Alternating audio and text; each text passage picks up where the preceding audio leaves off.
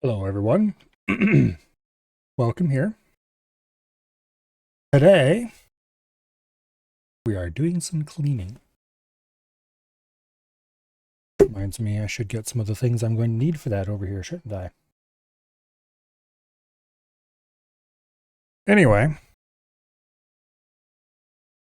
as for why it needs some cleaning, well, yeah, about that.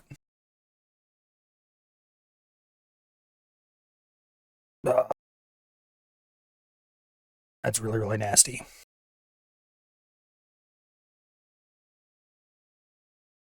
Let's see. This one has to be locked back for this, doesn't it? Oh, there we go.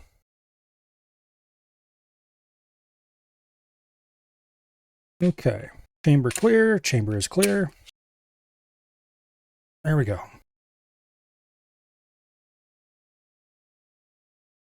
Just set that ammunition off to the side.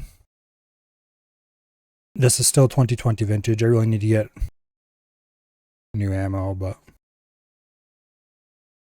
oh well. I was planning to replace this with a different gun long ago, and so I was like, screw it, we'll just keep using the shitty old ammo. And I have not gotten around to that yet, so here we are with shitty old steel case.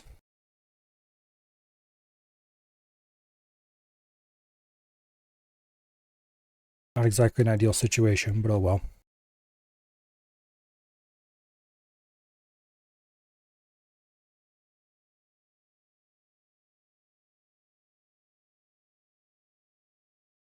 Wipe this down a little bit. Get the barrel out.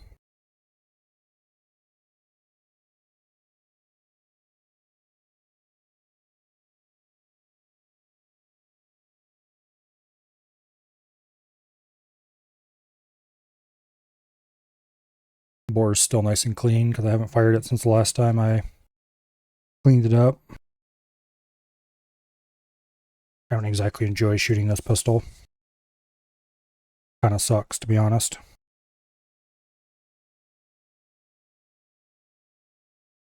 I mean, it's a pistol, but I prefer something with a longer grip.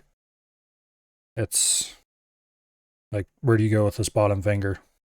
It just kind of has to hang out, and it's not as comfortable as my bigger, nicer pistols. Let's see.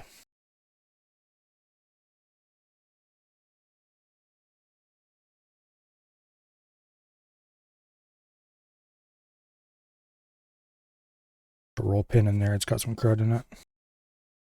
There we go.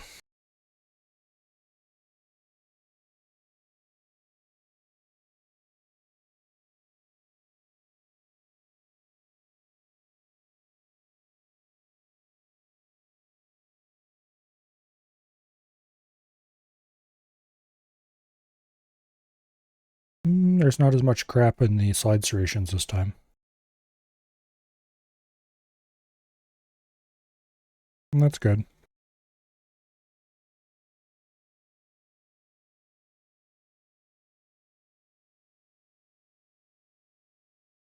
Mostly just covered with dust. I'm definitely going to have to clean that holster out this time.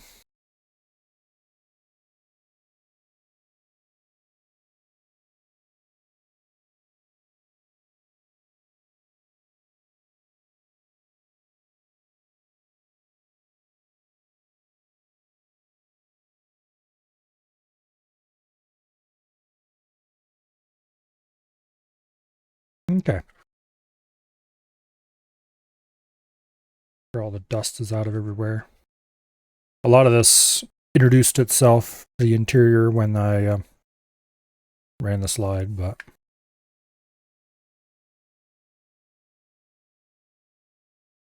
yeah. I really should clean this thing more often.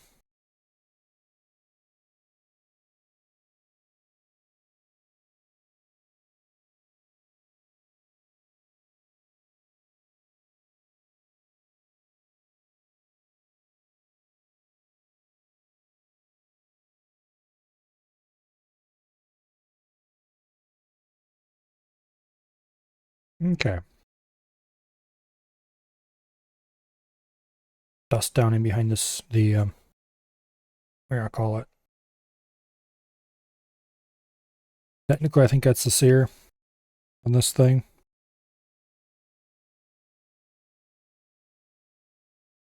Anyway.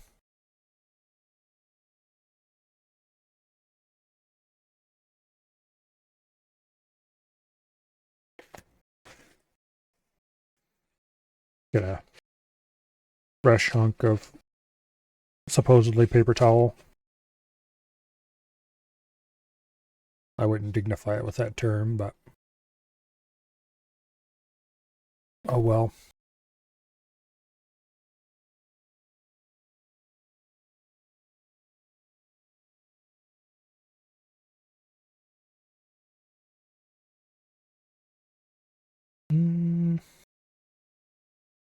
Okay. There's a few gaps in there that I'll want to reach in with a Q-tip.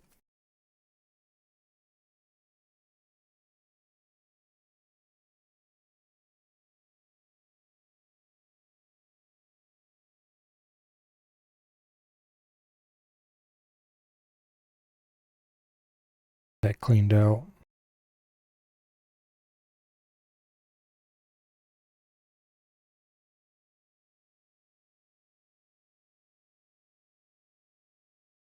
Okay.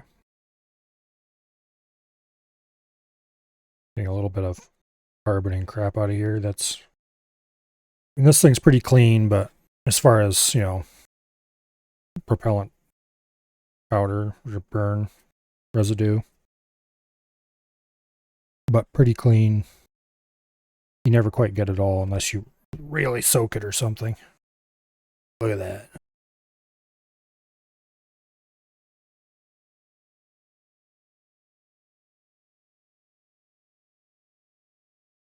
Yeah, that's nasty. Get a dry side in there. Okay. And that's probably good enough for now.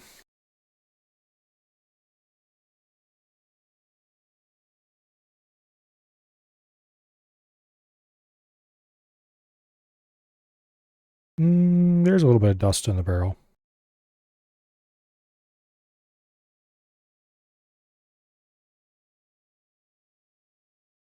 Let's just stuff a wad of paper towel down it.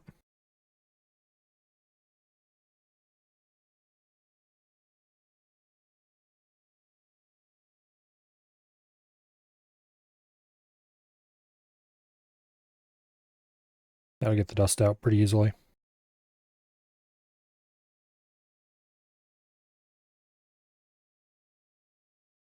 All right. Good enough for who it's for. Namely, me.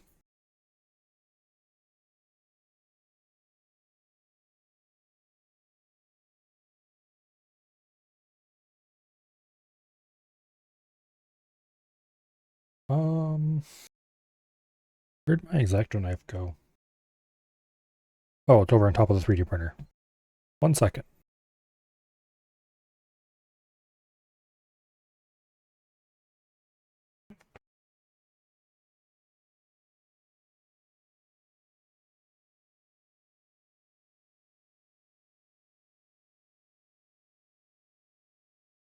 All right.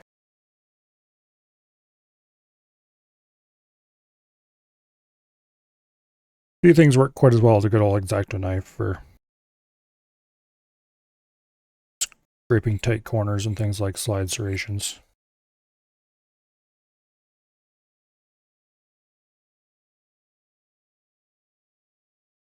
Sure there's no crud in there.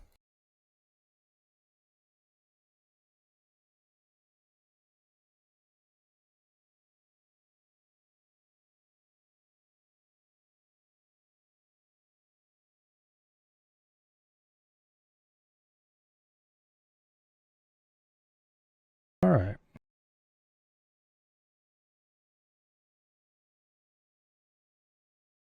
Now,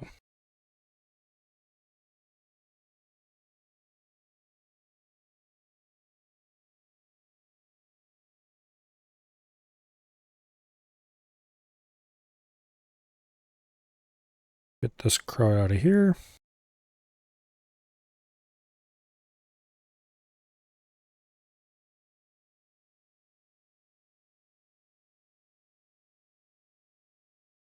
Very good.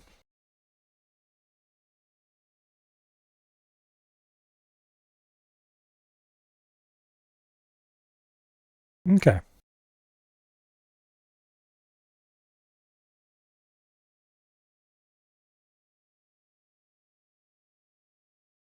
Got a little bit of crud inside the slide though.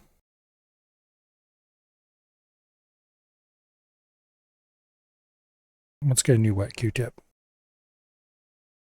That one is a bit dirty.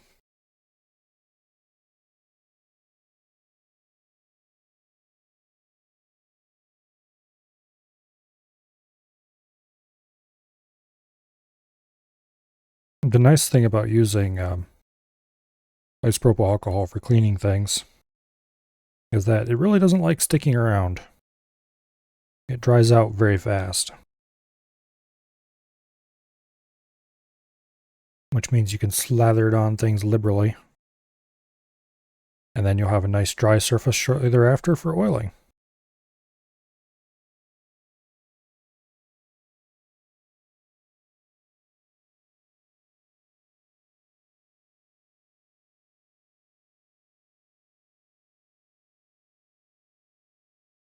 Okay.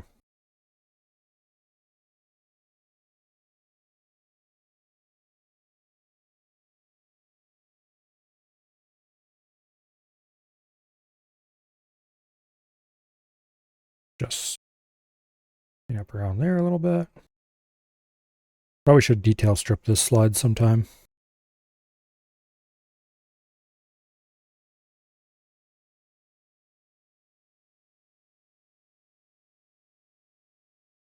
But sometime is not today, so I don't feel like trying to figure out how to take an XD slide apart. That does not sound like fun.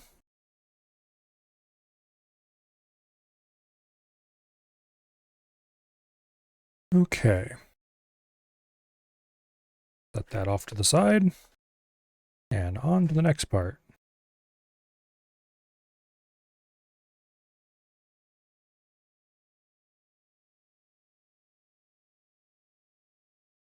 This thing isn't quite as filthy as I would have expected.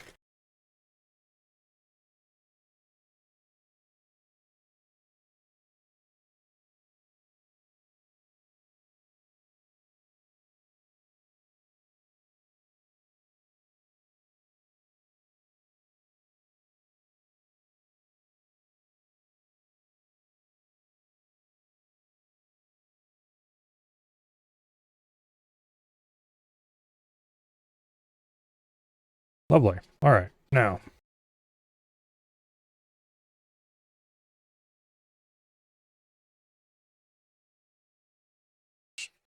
Wipe it down, make sure I get all the crap out of it.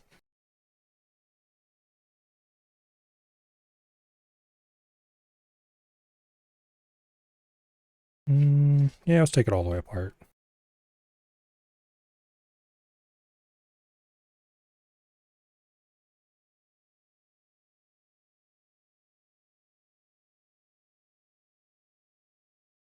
I don't think I've taken this thing this far apart quite since I first put it together.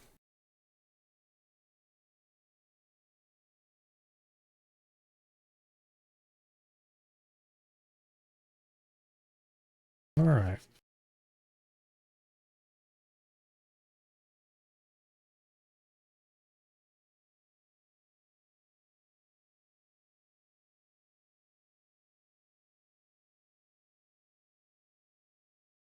That looks pretty good.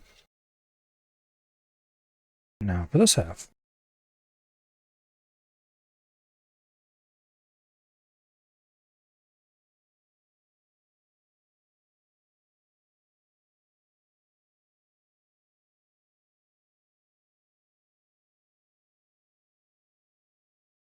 Get that all cleaned up nicely.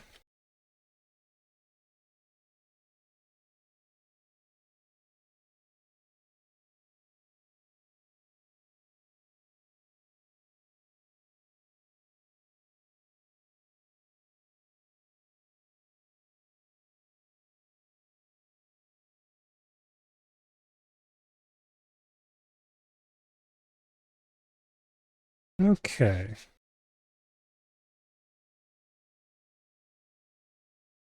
A loose string right there needs to go.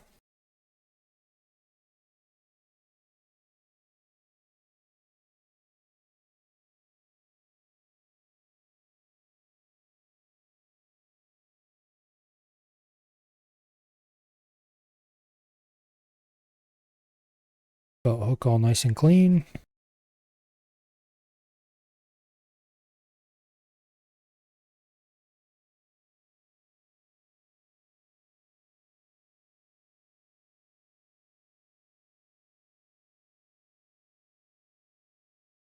Okay.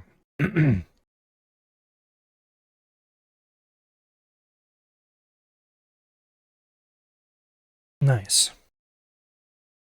This backer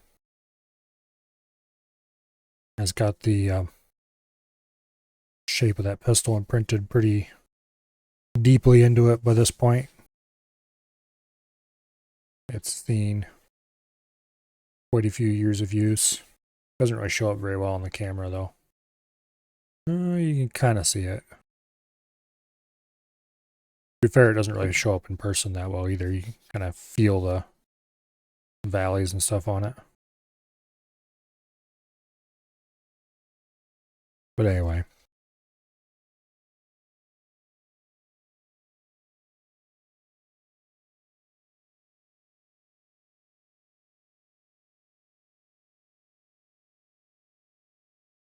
It has seen a long, hard life, let's put it that way.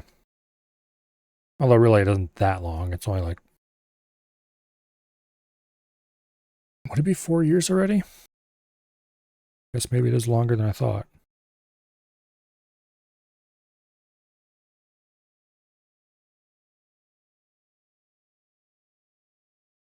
Anyway.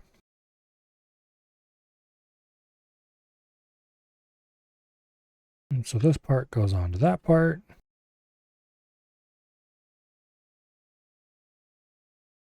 Like so. And you take one of these nuts. That really need to be rubbed down a little bit on their own.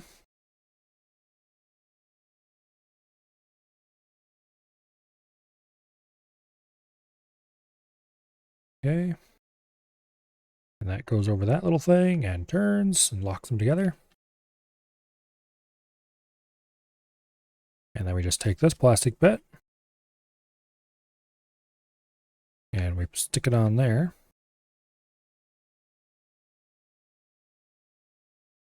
And there's a retainer here. And that slides on from below and holds it on.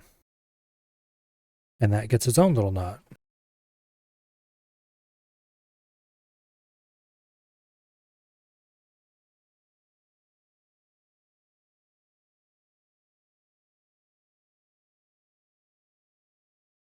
Pops on and turns. Ta-da! Holster reassembled.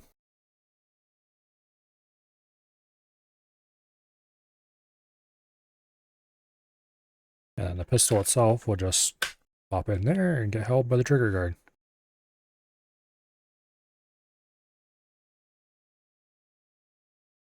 Speaking of the pistol itself, let's reassemble that. Back into the slide first. Recoil spring. Actually, I should be oiling this as it goes back together. Make sure we get the dust rubbed off the recoil spring. It picked up a little bit from just laying on top of the desk. Let's see, I got an oil bottle right here. Give it a little bit of juice on the spring. Not too much.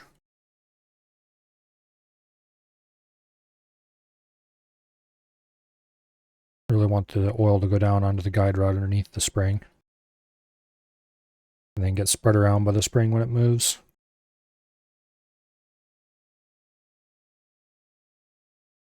Okay. And that goes in like so. Holds that barrel in. Just should have done this first. And dribble a light amount of oil here into the rail slots.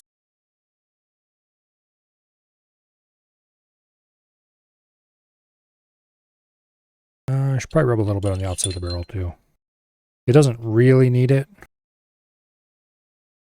but I like to add just a little bit. It'll pretty much turn into oily steam the second you actually fire the gun, but it doesn't hurt anything to have a little sheen of oil on it.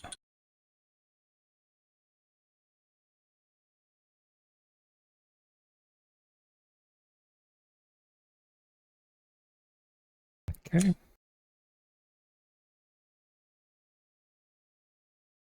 That nice and lodged on there. We'll put just a little tiny bit of oil here on the striker.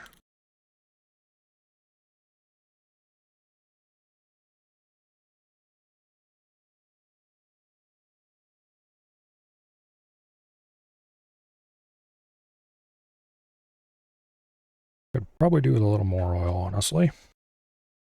Not running as smoothly as I would like.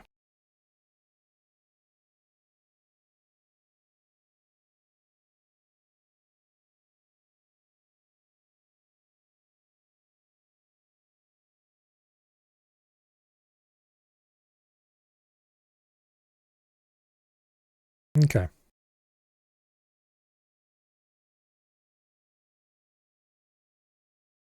Gotta have the disassembly lever up, or it's not going to go on right.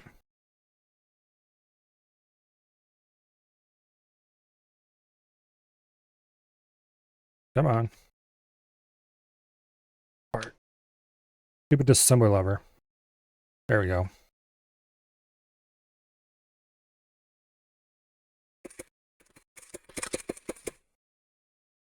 Sure it's running nice and smooth, which it is.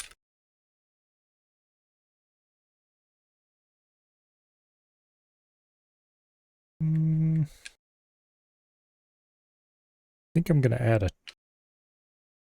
tiny drop of oil and then wipe most of it back off for the magazine release.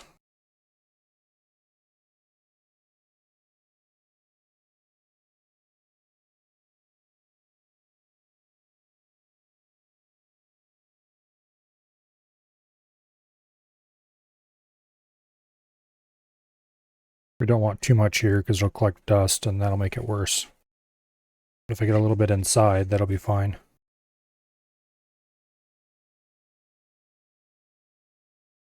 All right. Chamber clear.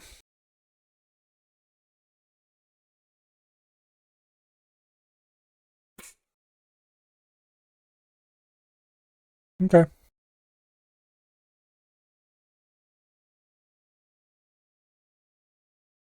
Now, for the part where we can't do that anymore. That gun is now loaded.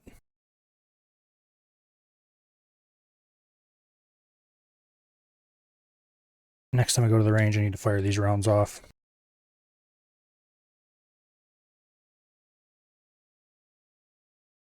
And into the holster it goes.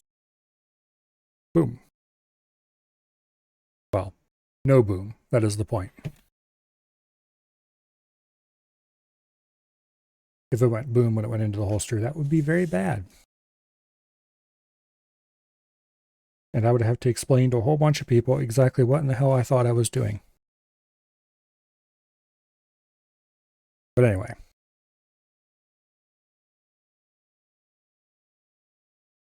What in the world is on that? Oh, I used it to cut tape. That's why. I should replace that blade.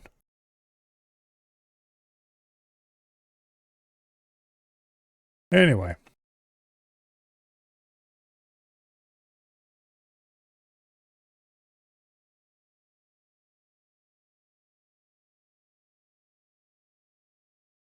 This is what I was kind of hoping to replace that thing with. Not necessarily this one, but one like it.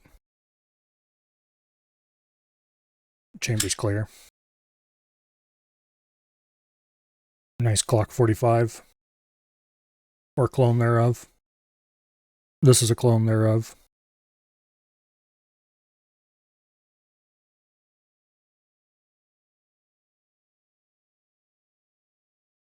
Come on. I hate these stupid clock takedown. Okay. There we go. Looks pretty similar internally. If I still had that one apart, I could show side by side, but clock's probably a little simpler. But it's a different variation of the same song. The lower's considerably different, though. I mean, there's a lot of similarities, but a lot of differences as well. Also, this is longer by at least an inch. But the main important thing is it actually has a full-size grip. A normal Glock 19 would have a similar problem where you just kind of don't have anywhere to go with the bottom finger, but a Glock 45 is a 19 with a full-size grip on it. Doesn't have that issue.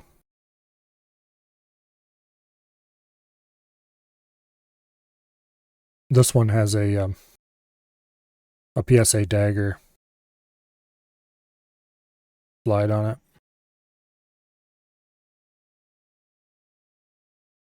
But anyway.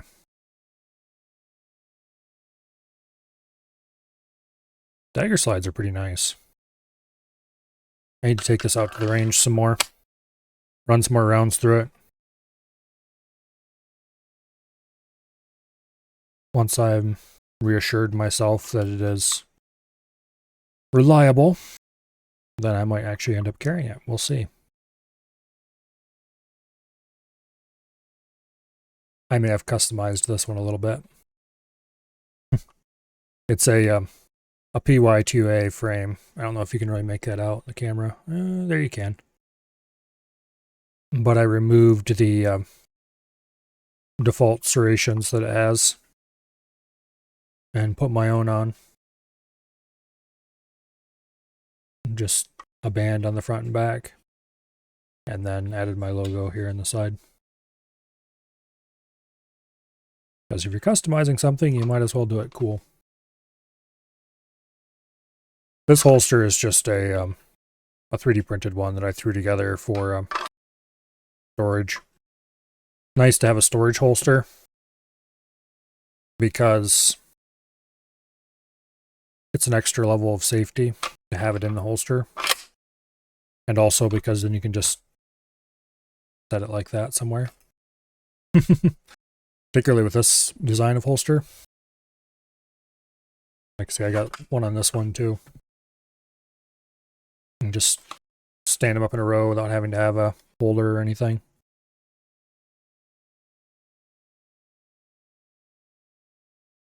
Or in this case, stand them up in the corner of your desk. I need to take this thing go shooting with it too. Right now it's got an earplug in the bore and in the breech. I've been using it for dry fire. And that's a good way to make it easier to check if it's clear. This is a terrible pistol, but I want to try it out anyway.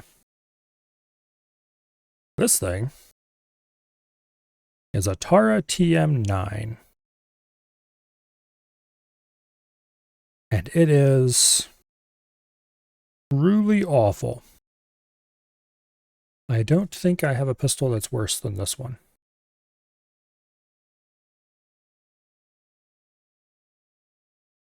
Its trigger pull,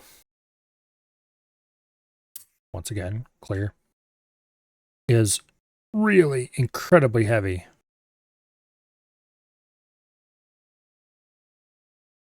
And long. But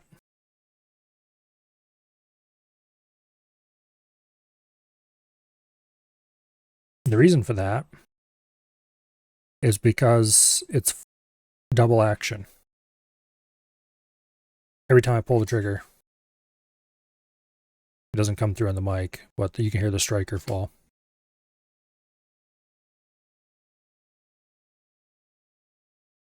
So there's no striker preload on this. However, if you pull the trigger, run the slide, it does hold the striker back some, but it's still incredibly heavy. It just makes the reset really short. It's an interesting idea, but the execution of it is just atrocious. But it was cheap and mechanically interesting, so I bought it. To complete the tour of desk pistols, there's this monstrosity.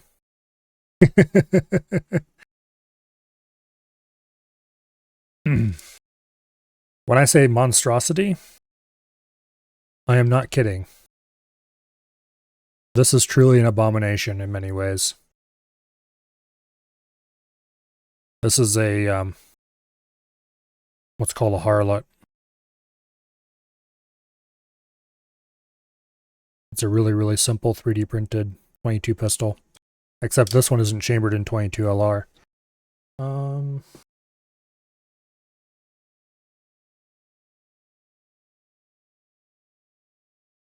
I thought I had a spent 22 casing laying here in the desk somewhere.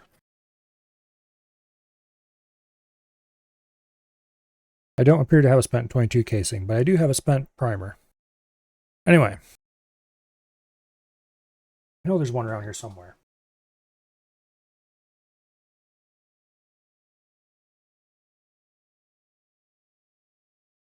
Who knows where it went.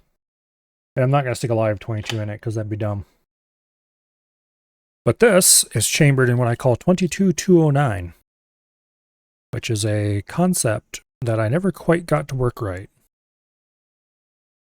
Basically, you take a 22 caliber airgun pellet. This one's a little bit mangled, but... and you insert it into there. And then you take a 209 primer, a shotgun primer. This one has been fired. It is a dummy. It is dead. It is not going to be able to do anything. And you stuff it in the back there, pushing the pellet along the front of it. It doesn't work very well. Generally, I just use an Allen key as a ramrod and get it seated into the rifling. And then drop the 209 in after it. And close her up. And boom, pull the trigger and pick the primer back out. And the 22 pellet will have gone in the general direction of whatever you were pointing it at high speed. The problem is, I can get this damn thing back out of there. It tends to leave little rings of lead back here.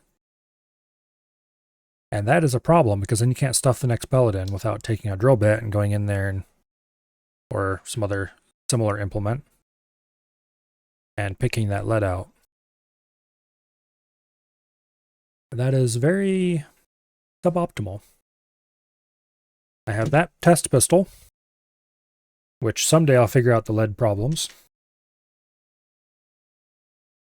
And I have this little rifle that's also in 22-209.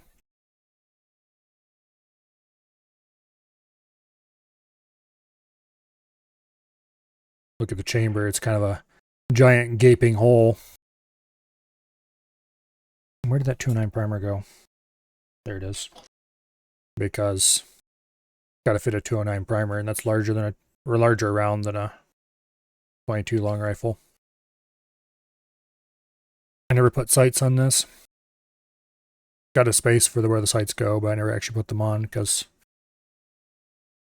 it's purely a test platform. I'm more concerned about can I fire it and reload it multiple times rather than does it actually hit what I aim at. But this is a hitchhiker action. So it's open bolt.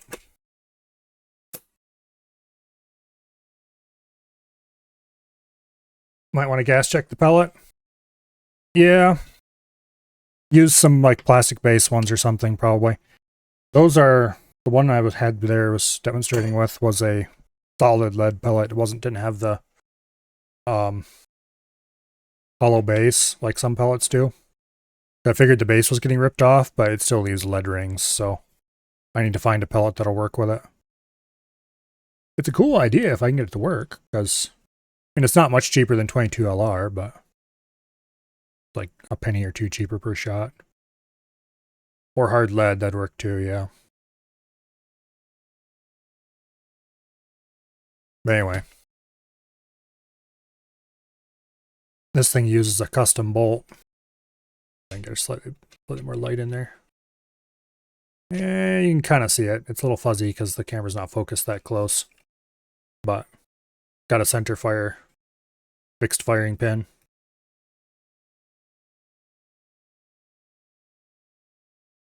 I had the bolt custom made by MAF Arms down in Florida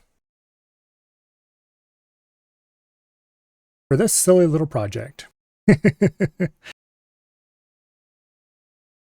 Yeah. And this stock is a relatively new innovation I made recently. I gotta release the spring pressure, the stock won't want to come off.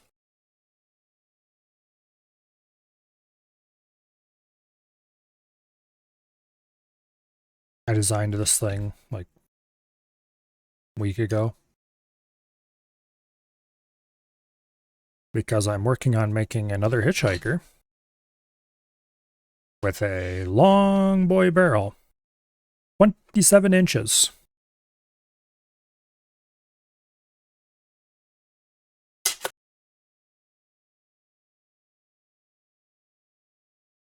I figured I'd like have, well, okay. So the official reason why I did it is because I wanted to fix stock. And yes, I have been talking about making a fixed stock for the hitchhiker for a long time. The real reason why I did it is because I ordered a pair of hitchhiker kits from MAF, and they forgot to include stock rails. So I was like, well, I could go to MAF and complain that they forgot to include my stock rails, or I could just finally go ahead and make that fixed stock I've been planning to make for a while.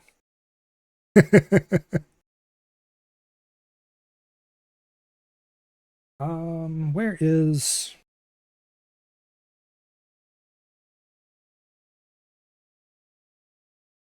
Somewhere around here. Oh, there it is. I have an extra hitchhiker stock laying around. They started making, after the first few, they started making the stock rails out of aluminum. And they're really soft. And the camera probably won't be able to pick it up. It kind of can. They're bent. Right in here. They bend downward. Because when you insert that into the gun and press it up against your shoulder, you're putting downward pressure on the back of the stock. And so it bends it right here in the thin area.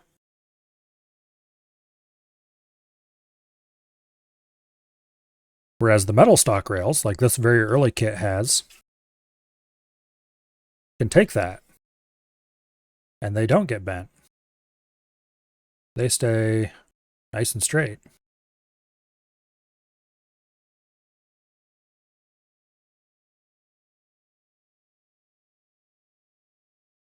So I'm not terribly broken up, but they forgot to include my stock rails. Let's put it that way.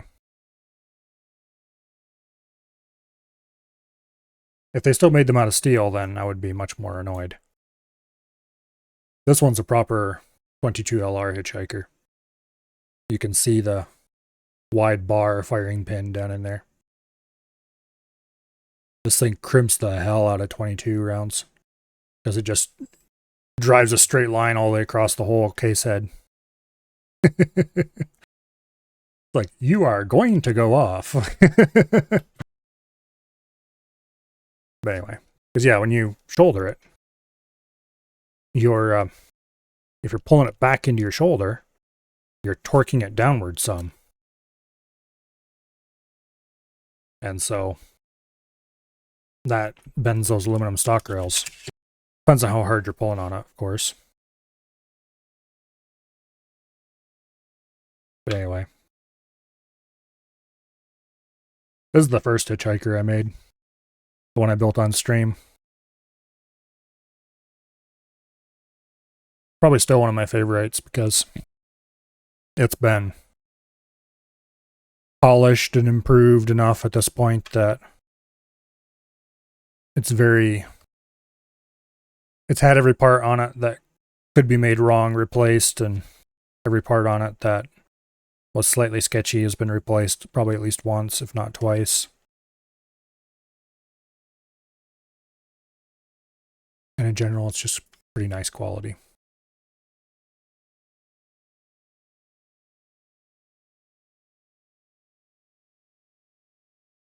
But anyway, I have 2 more hitchhiker kits right now.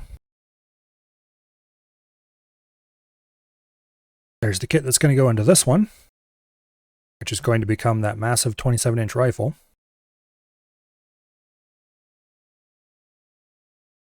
And this barrel mount, as you can tell, is a little different from the standard ones. It's got some offset sights on it. It's going to get straight section. Going to get a section that has a bipod on it and a carry handle. And it's going to get a couple more straight sections. It's going to get a section that has a fake muzzle brake on it. And it's going to look gloriously silly. And then it's going to get a stock on it yet too. I think I'm going to make the straight sections of the barrel black. And then the fake muzzle brake and the carry handle and the, what do I call it? The bipod out of FDE like this. The stock is going to be FDE. And then the bolt tube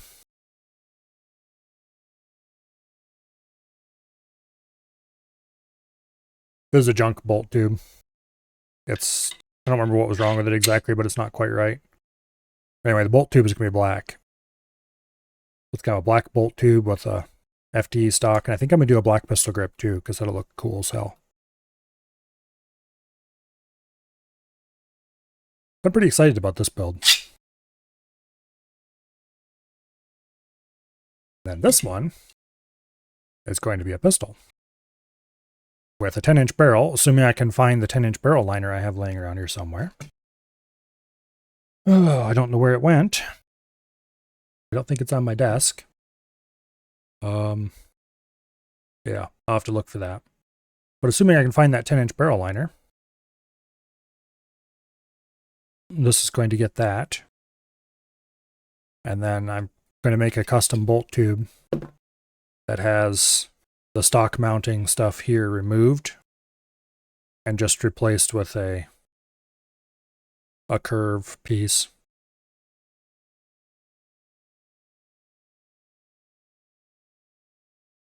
Then it'll just be a pistol with a bit that hangs out over the back of your hand. I'm going to do the bolt tube for this one in black as well. And probably the barrel mount will be FDE and maybe everything forward of that black, or just the center section black. I haven't decided yet. Probably just the center section black. But it's going to be on the same color scheme as this one. But anyway, I went to start printing the stock for this last night. And the printer decided it didn't want to anymore. So that's currently tore partially apart, waiting for parts. Yay!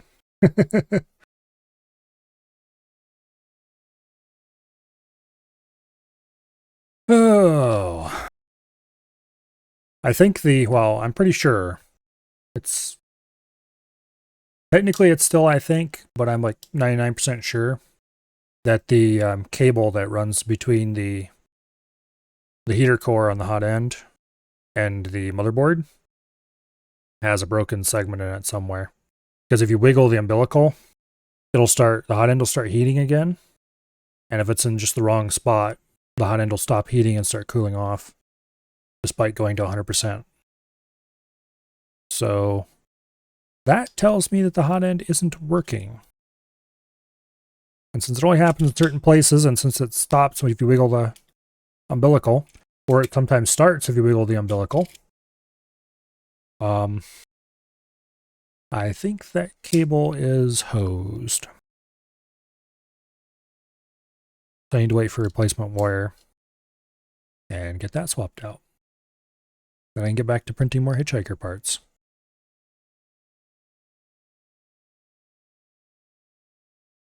But anyway, I believe that is probably enough gun stuff for one night.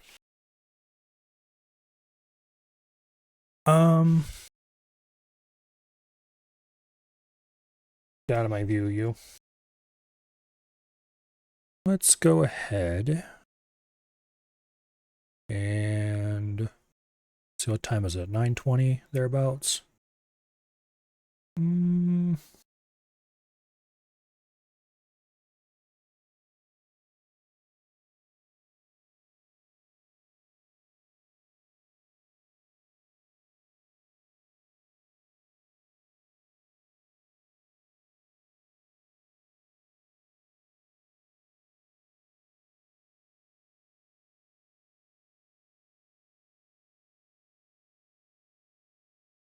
Yeah. Okay. Let's play some... Oh, I don't know if I want to start Oblivion right now.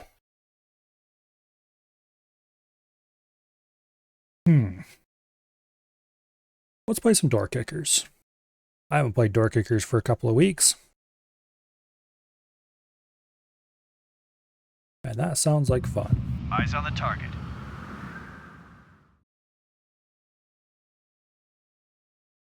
Wait, why did I switch over to that cam? I need to go over here and change my capture mode. Okay, there we go.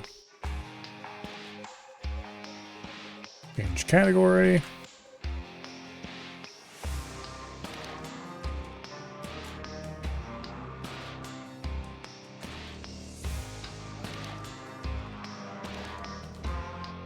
All right.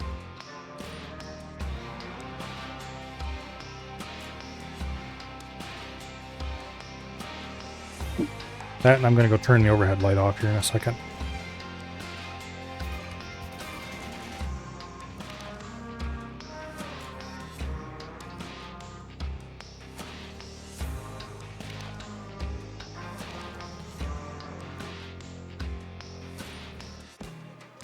All right, let me just go turn this light off. I'll be right back.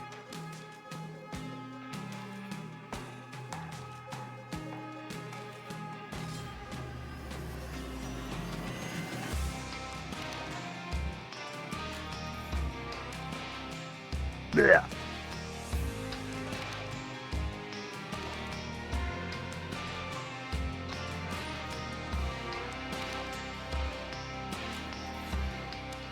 Okay. So I believe last time we were on a mission.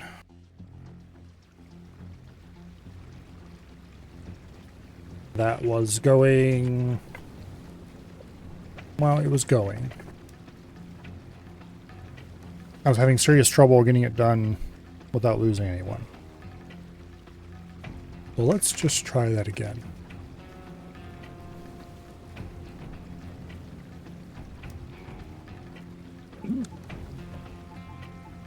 I think our initial plan was pretty okay.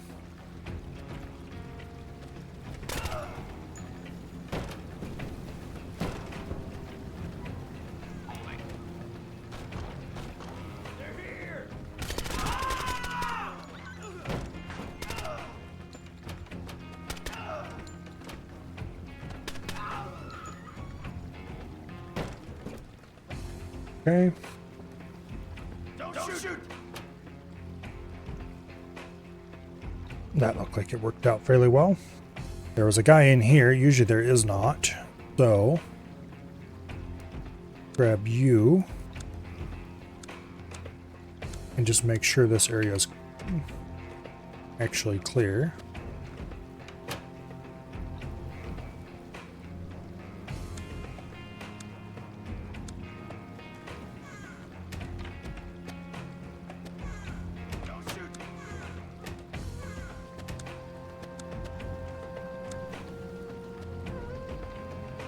Okay, unless somebody's hiding back in that corner, we're good. That seems unlikely, but not impossible.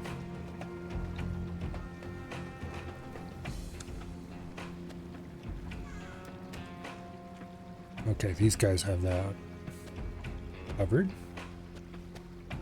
Meanwhile,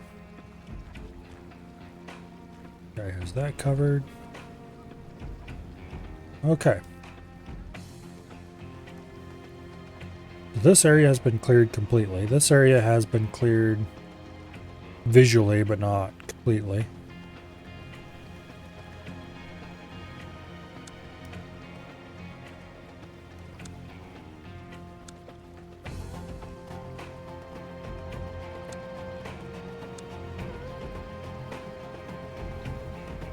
Have him hold that.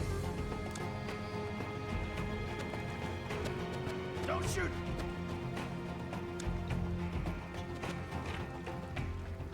Holding. Okay. Now you pick that door.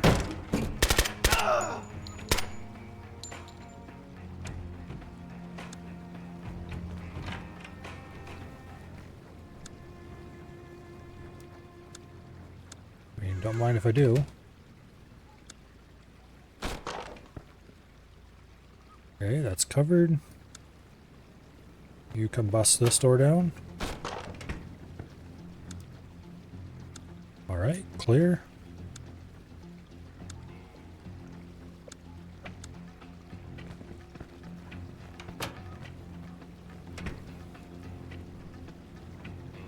Now,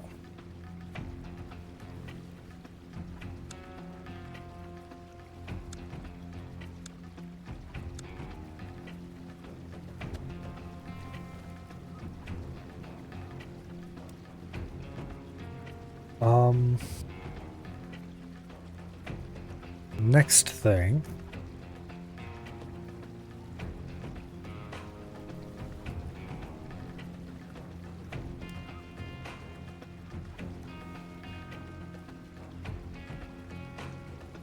I decided I want to send somebody up here to start clearing out these rooms.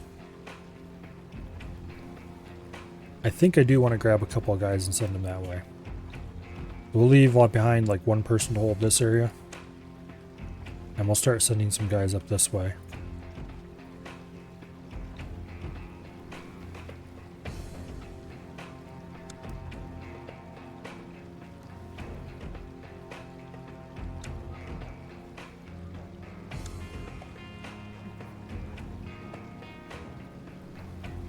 Okay. We'll leave 2 down here for now.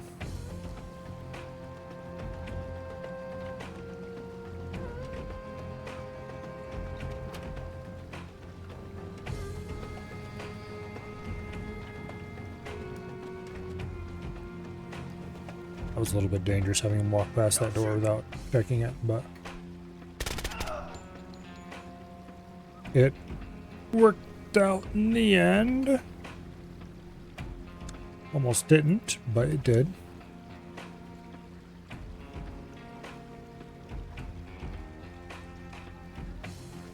Holding. Alright, now we wait.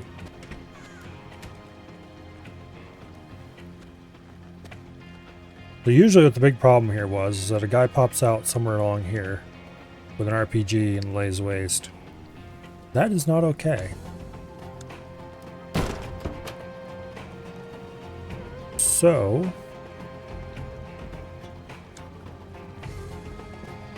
we're going to make sure that doesn't happen.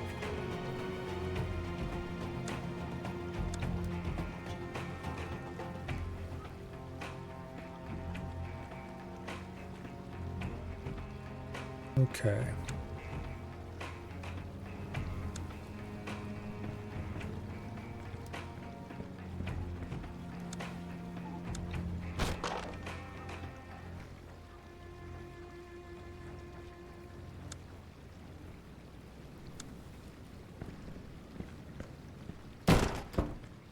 That's clear. Holding.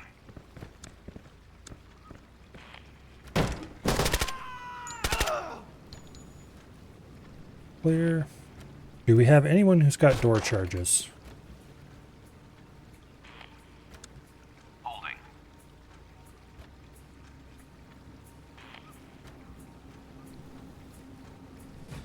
I don't think we do.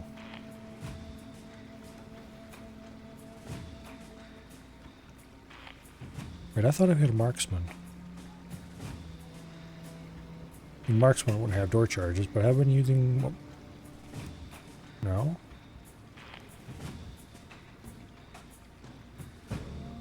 Oh, here we go. Yes, we do have a marksman.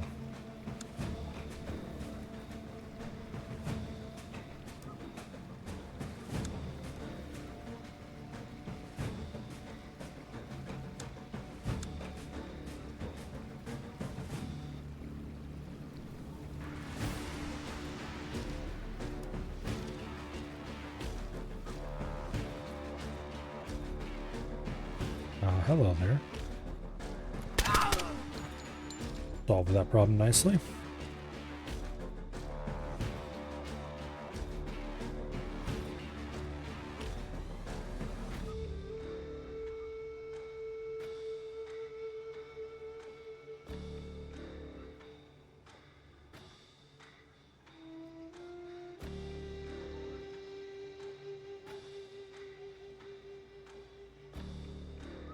Now, I don't think we have anybody who's got wall charges. Otherwise, I'd blow through here. Then again, that might be risky because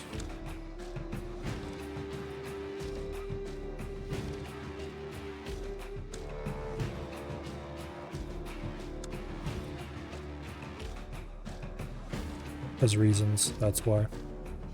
Okay, you move in.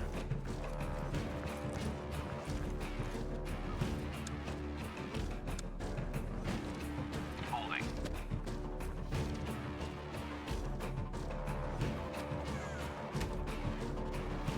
All right. Now you use a slap Placing charge.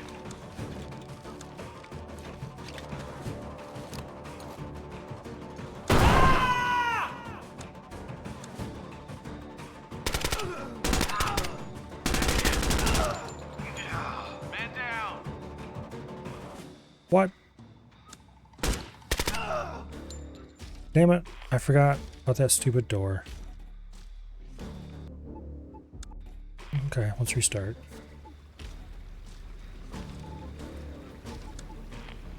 This opening... Oh yeah, okay, I did set up for this possibility. Okay.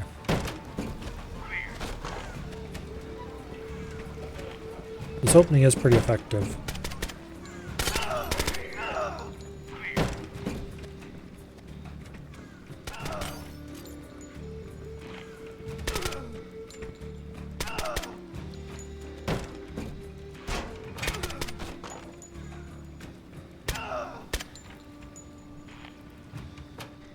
All right. And a great time was had by all. Now. Door kickers for the rest of the night? Yes, indeed, door kickers for the rest of the night.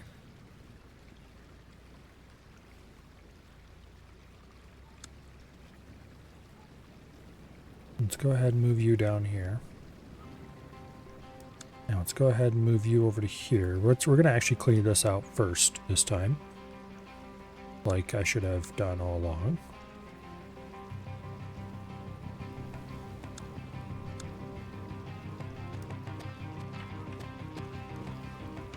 Holding.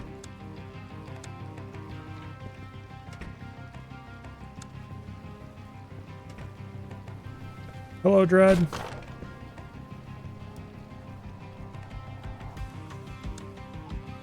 Use a slap charge on Placing that charge. door.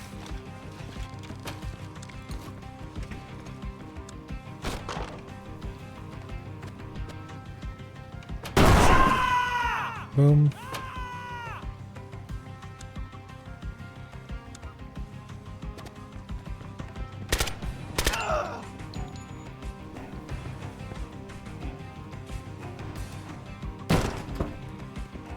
Okay.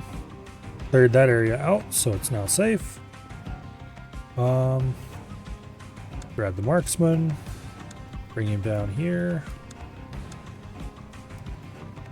We can hold this corner.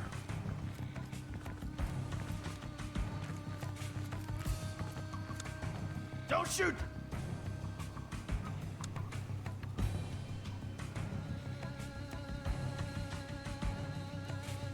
And let's get these guys all... Damn it, I grabbed the wrong one. You.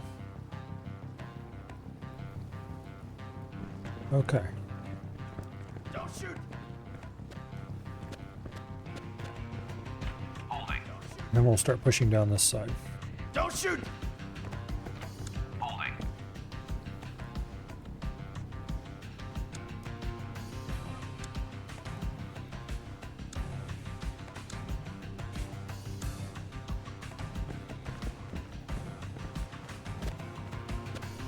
Don't shoot!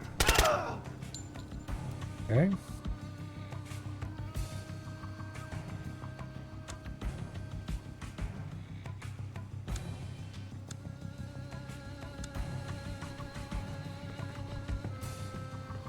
Don't shoot! And you kick the door. Don't shoot! Don't shoot! Lovely.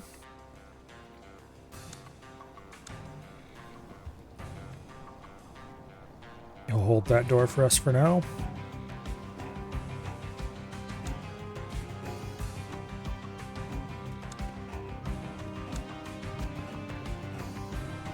Don't shoot! Okay.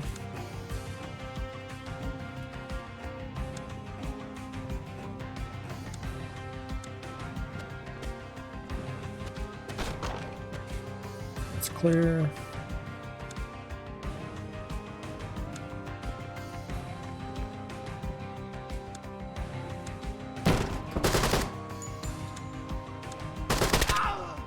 Don't shoot!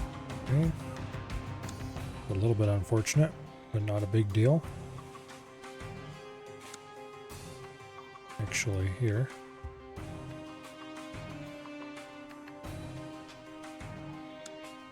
Oh, he doesn't have his wall charge anymore. Not wall charge, what do you call it?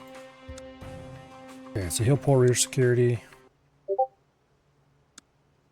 Move up to there, alright. Cool.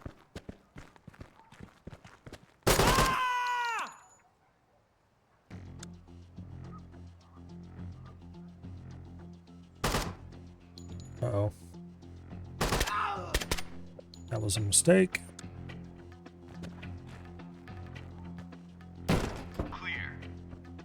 Should have cleared this room first.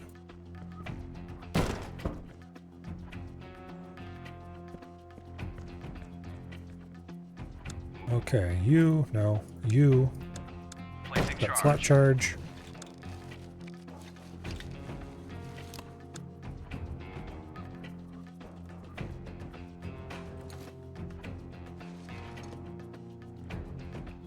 Alright.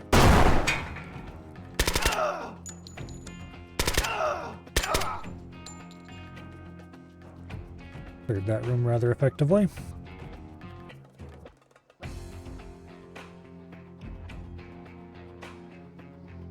Okay.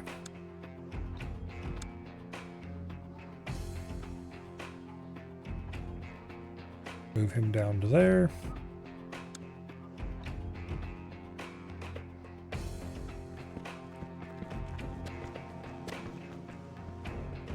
Holding.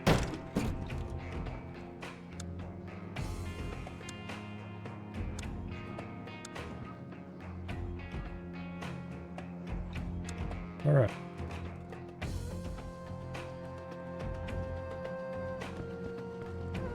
Oops. Grabbed the wrong guy.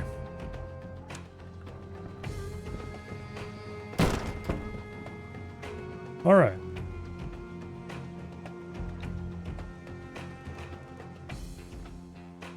Now, you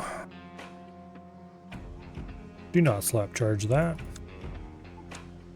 Manual breach instead. It's slower, but it's effective. Now,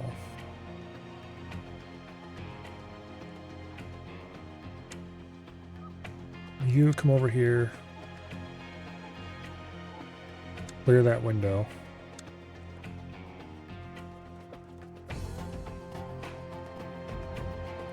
You go into there.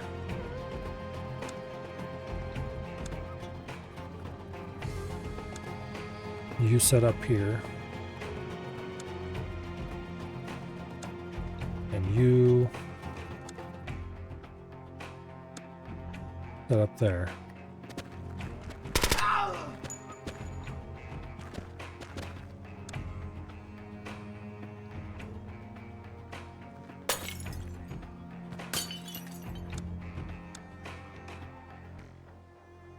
I don't like that.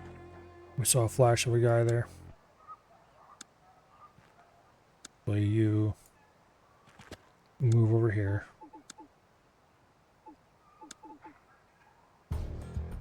Okay, we saw a drape there in front of that window. Okay, that fool moved. This guy can cover that door from here. Probably better than anyone else can.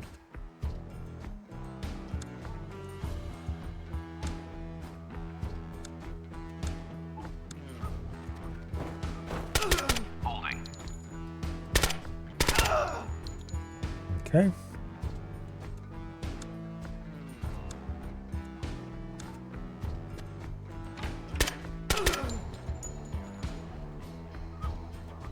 That's holding pretty well. Now,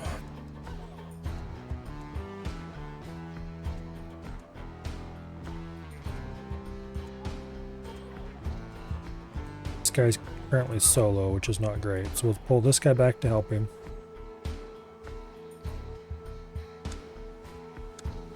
And we'll kick that door and make sure there's nobody in that side room.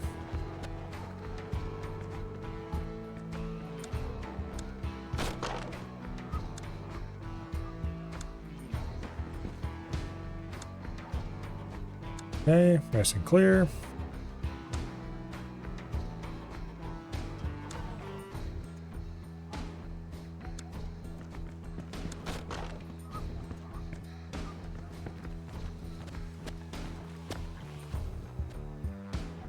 Okay.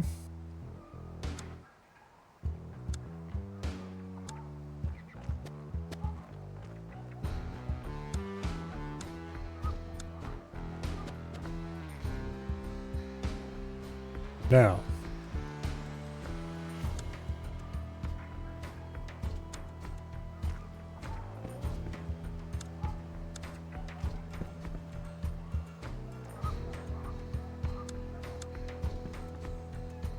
corners.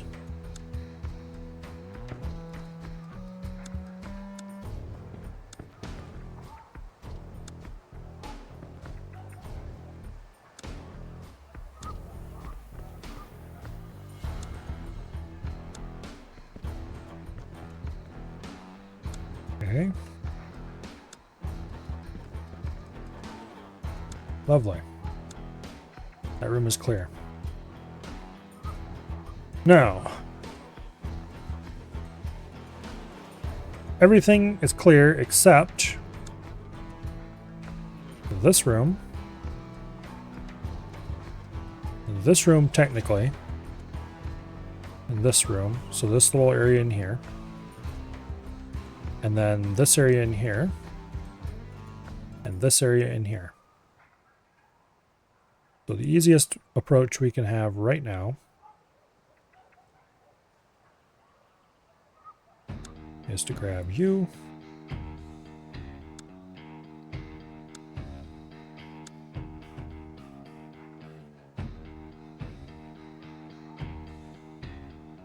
And you.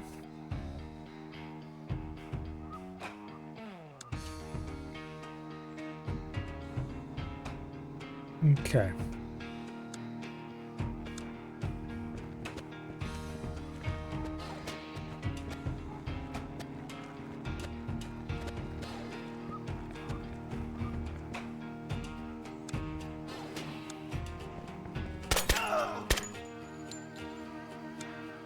Lovely. Lovely.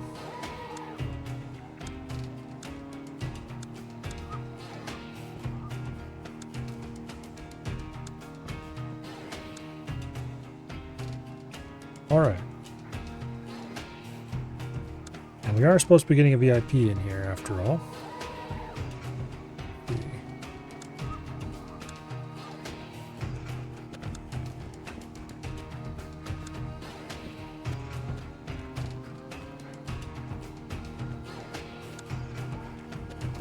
I'm going to leave him here to hold this back area. Make sure nobody squeaks out to that room. So these three are uninjured.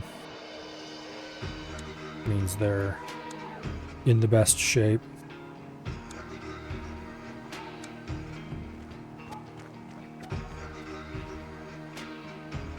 There's the HVT we're supposed to be acquiring.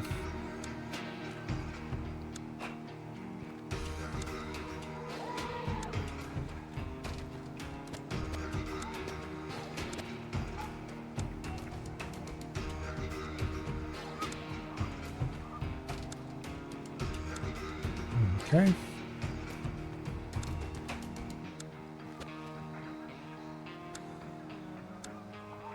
Hold it right there.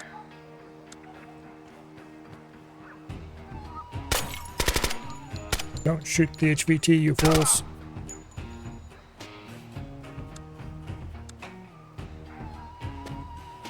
Okay.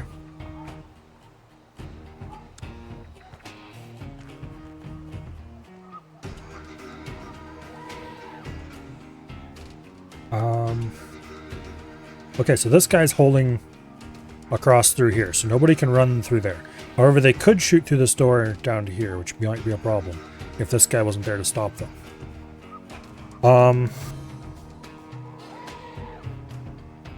Also, we have an unknown possibility of enemies in this area. I think what we're better off doing is leaving this guy here and pulling, or yeah, leaving that guy there and pulling this guy down. Grab the HVT so that he doesn't run off Hands behind your back. and do anything stupid. Oh shit, reinforcements.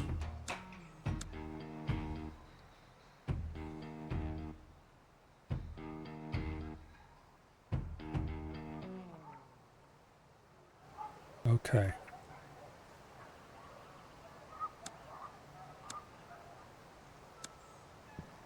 That guy can pull out.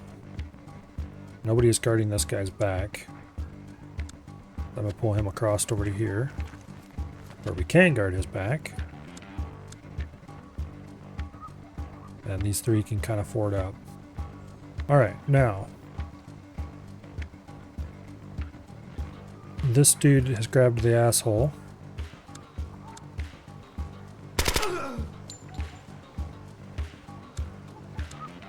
We have flashbangs we're not using, so...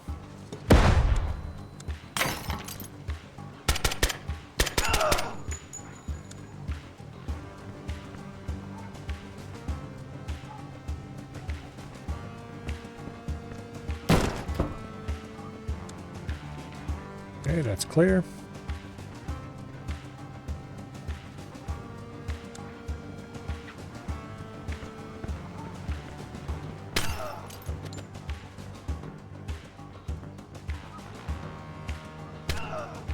Reinforcements over there.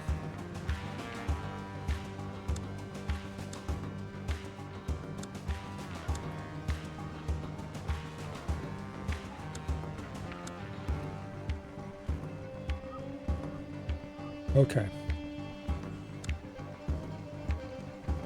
Small rooms, we'll just have him first in. And that should clear the area completely. Holding.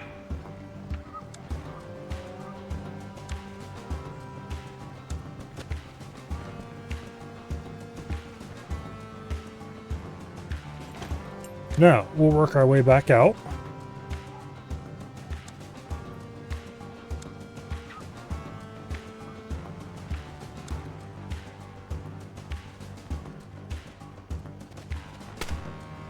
A little bit at a time.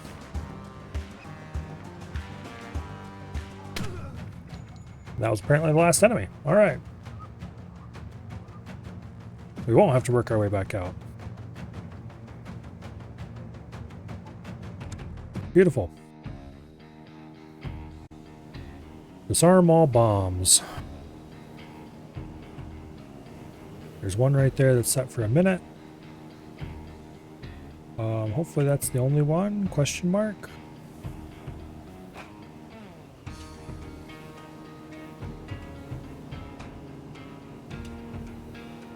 Let me see.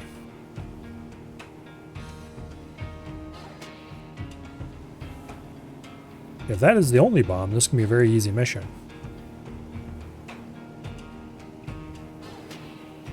Because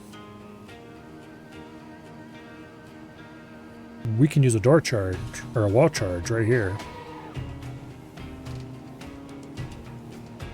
Or, okay, we can't use the wall charge there. We might be able to use wall charge. Okay, first of all, let's get everyone off and go silent.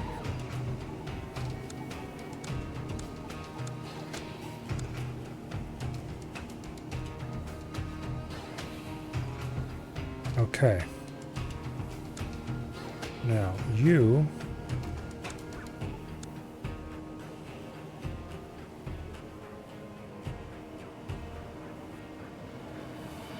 think this will be safe?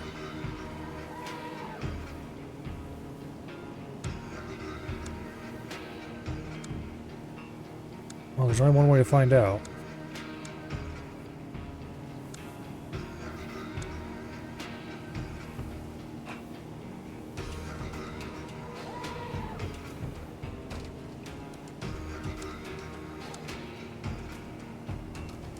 It's a sheet metal gate, which means it's... Okay, you... hold the rear.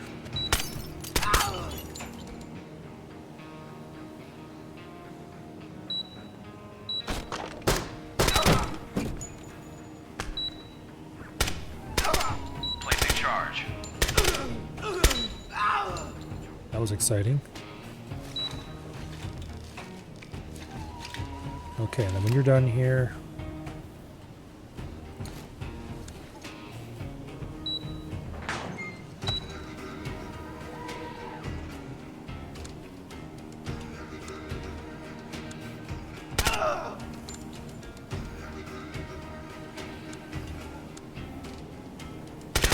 Placing charge.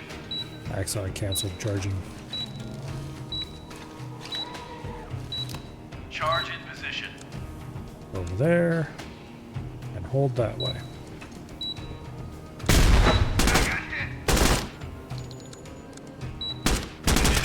Man down. Okay. That didn't work out very well. And I'm pretty sure, no, we can't fit through there. Okay. At first you don't succeed.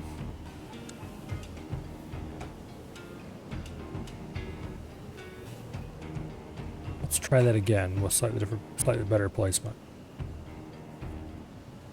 I don't think we're going to be able to get through here because it's not going to blow up this stuff on the walls. So playing door charge or wall charge, at least in that particular spot, is a bust.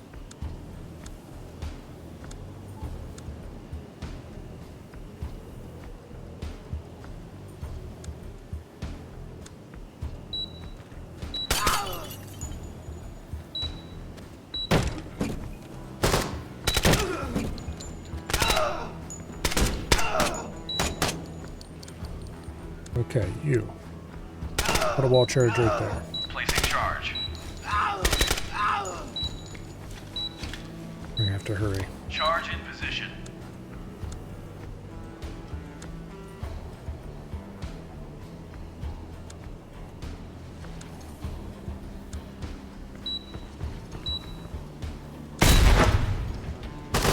Hostage down. Oops. Well, sucks to be a hostage, as they say.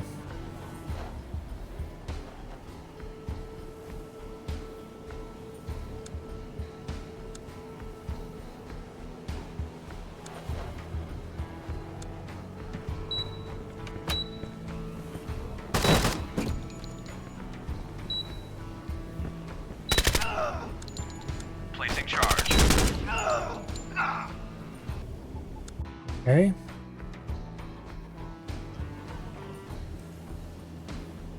Um.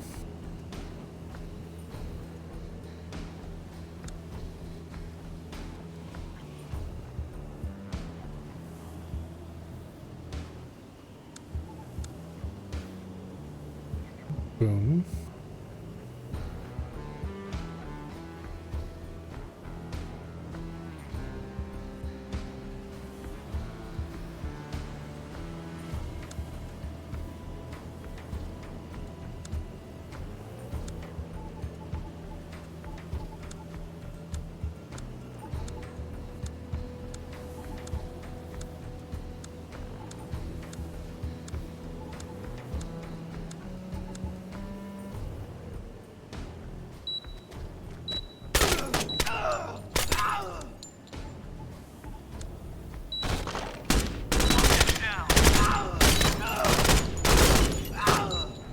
Okay, that is... Oops, not what I wanted to hit. Back to here. Okay.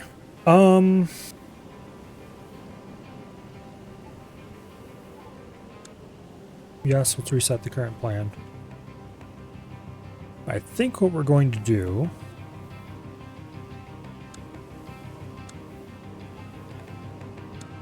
is you are going to set a slap charge. You are going to face there. You're going to cover that door. You are also going to cover this door.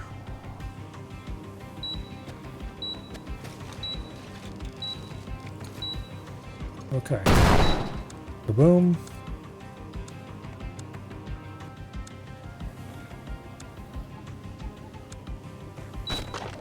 You're going to kick that door.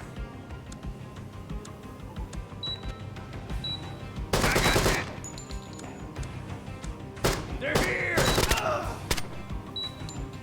Okay.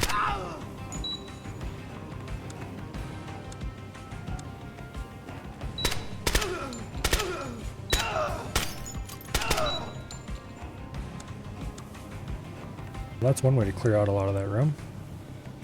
All right. Now we're going to get multiple fools moving this way.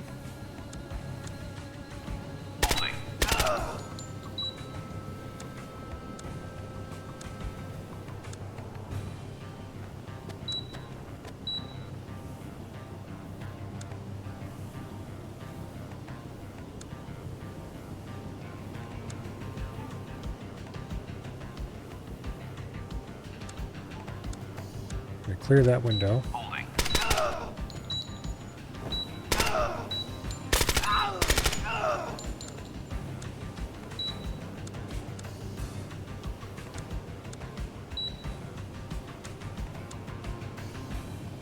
Okay, we've used about half our time, which is far from ideal.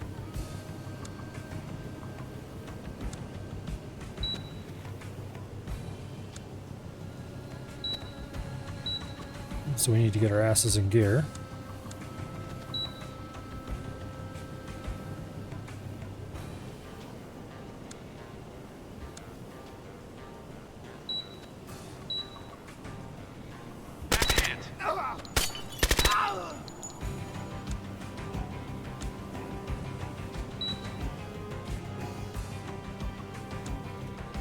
Okay.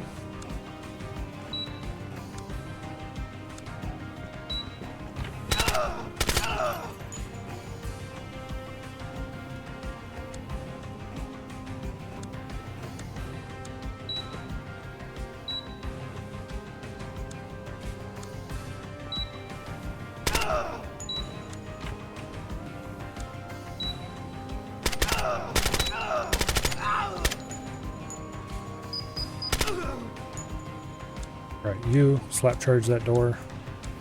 Placing charge. Boom. You defuse bomb. I don't know if you have enough time. Nope, we don't. Damn it. Okay, so we were very close.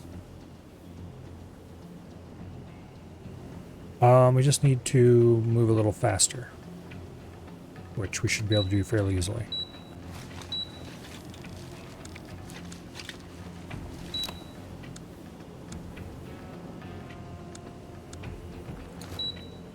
Okay, you kick door. You kick door.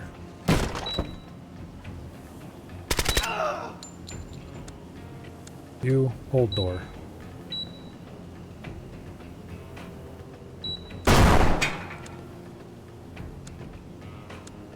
You guys book it to the end.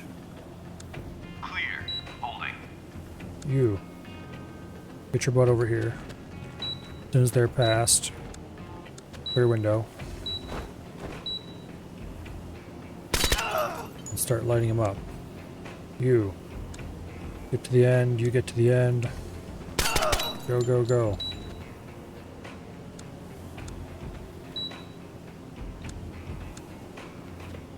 Okay.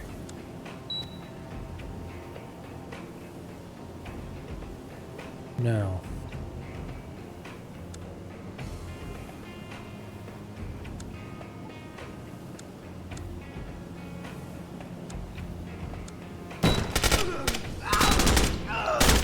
They're here!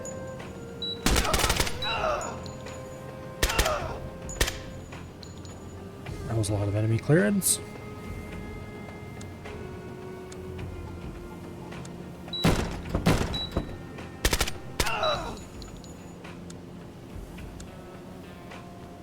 Holding.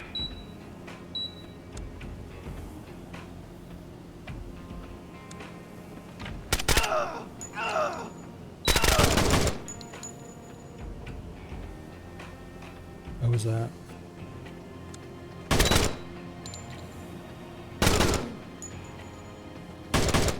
Oh, it's somebody in here shooting.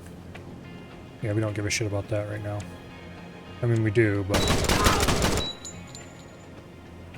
Alright, we're significantly farther along than we were last time. Watch out!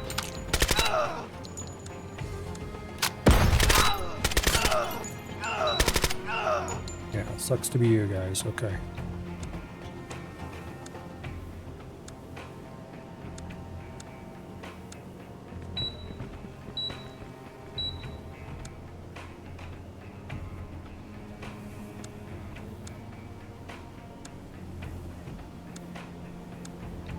Flap charge. Placing charge. Holding. Actually, you need to hold the back.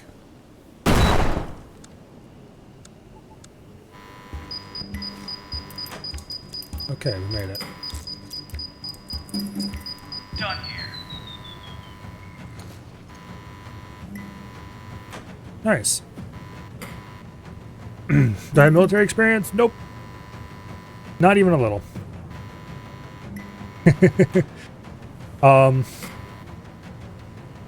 Yeah. No.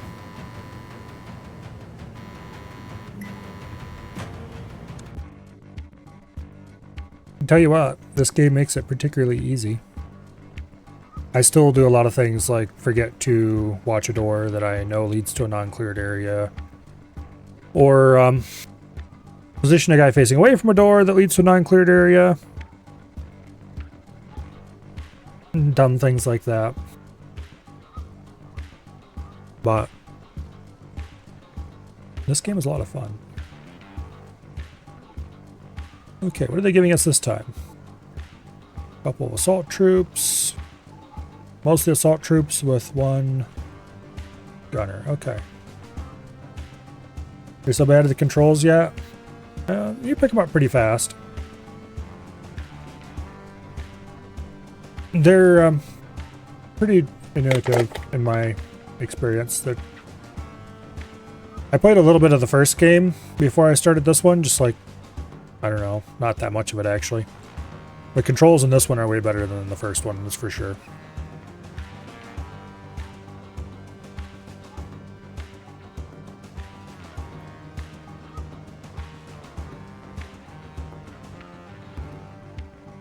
Also, I've watched a good bit of this on YouTube before I even started playing it. I had some idea of what to do before I even went in. Who was the name of that YouTuber I used to watch? I'm gonna look it up actually, because he makes really good videos on this. He does a lot of Arma too, which is like, ugh, but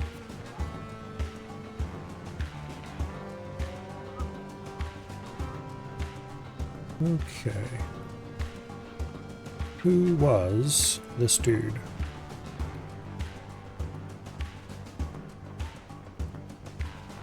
He hasn't done any of this game for a long time, which is unfortunate, because that's the only reason I subscribed to him.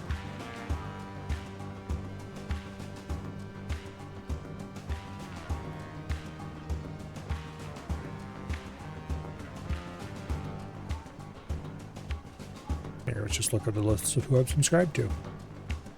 I'll recognize him if I see him.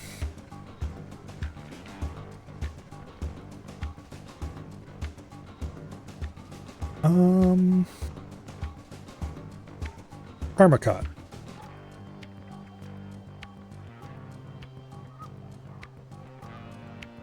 Let's just see if I can grab his name here. And there we go.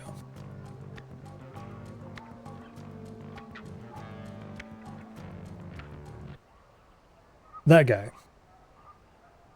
He made some pretty cool videos about this game once upon a time.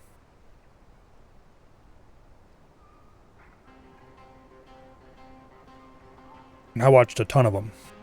He's much more into the milsim stuff than I am. I'm not really a milsim guy.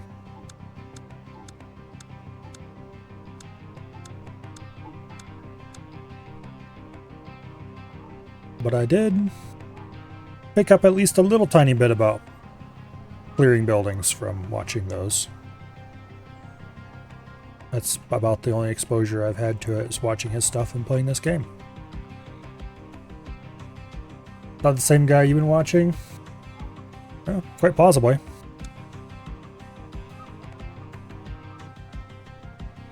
Alright, so we're just going to stick with the deployment they recommend. I could tweak it some if I feel the need, but we need to grab this dude and get him over to here. And or kill all the enemies. It looks like we have a Dishka over here, which, just saying, I'd really rather not. You know what? Let's restart the mission, because I don't think I gave my guy MVGs for this. And I really should do that. No, they do have MVGs. Okay. Did I forget to remove them up before the previous mission? That is entirely possible. Alright, so we've got MVGs on. I almost want the support gunner out here. Affirmative. Because then we can set him up somewhere where he's got a line of sight on that Dishka. And I'm almost kind of want to bring a marksman. Roger. Oh, come on, here. Get out of here. We'll bring a marksman. Roger. Why is he wearing a Santa hat?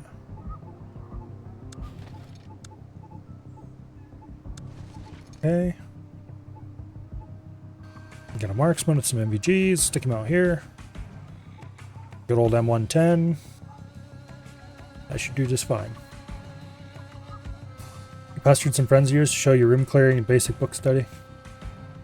Looks like you know nothing. Yeah. Anyway. Is that okay? Yeah, no. So this Dishka here is the main thing I'd be worried about.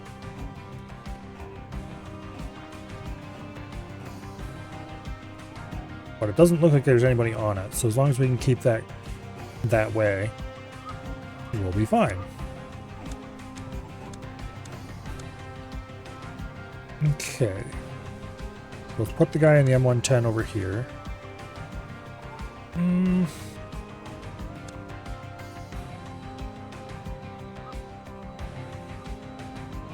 Yeah, that's a reasonable angle to have him hold.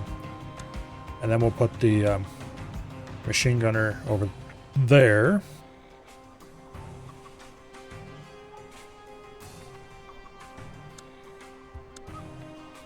And the rifleman here. And that'll cover most of this open area out here. I don't really like how we don't have anyone looking this way, but we'll just have to hope nobody comes through there.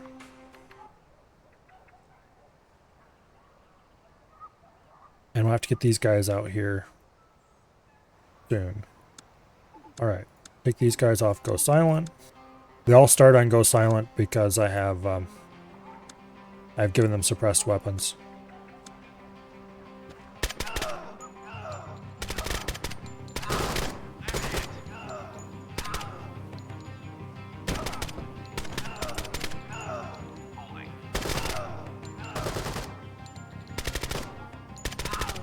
Okay.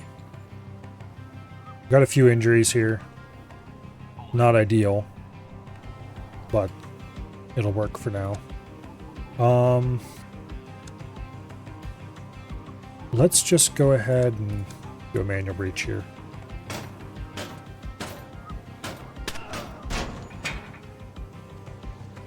Okay.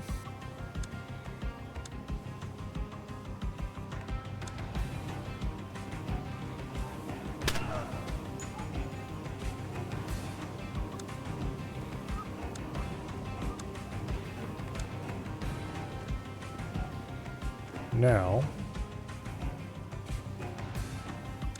I'll turn this guy around. We'll have this guy. It is a little bit tricky getting them to accept that they can actually interact with a window that the game says that they're close enough to interact with.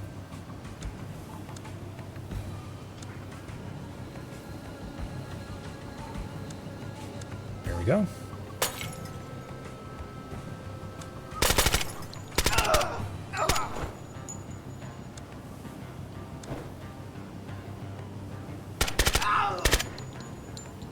Lovely. Room clearing is super fun to practice in person. You try goofing around with it and you have the house to yourself. Maybe.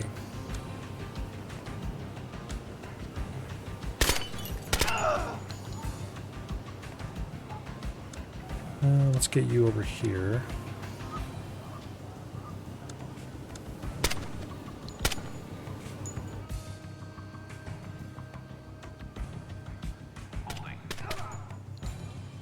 Okay. Okay, so he's holding this door for now. Start worrying about these doors and this room, because somebody busts out of here, it'll be annoying. I'll move him over to here. No. We'll leave him here for now. We'll move him over just a little bit so he's got a better view. It does leave him exposed from that way a little bit. Okay.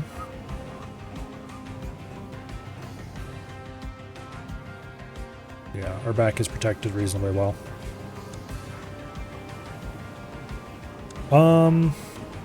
We'll use a slap charge here.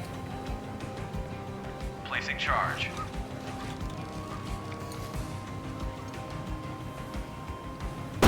Boom.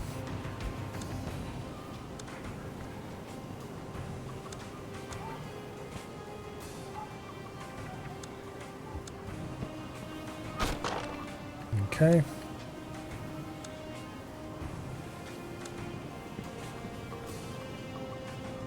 I really should see if I can find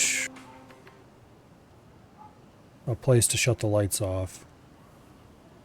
I don't see any of them here, though, which is somewhat surprising. Usually maps like this have a switch somewhere. But anyway, pull you off the window as well.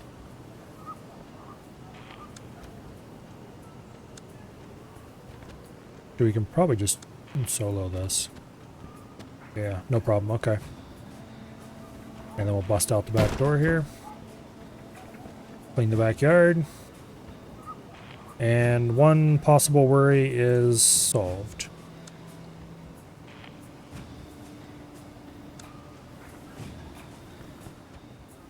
Alright. Now, I don't currently care about this building or this building. I do care about this one, because that's where the hostage is. I mean, I don't care about this building insofar as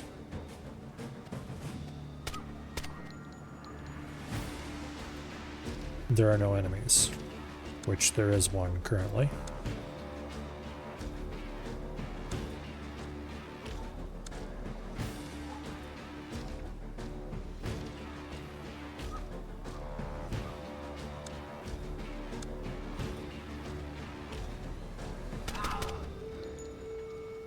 Okay.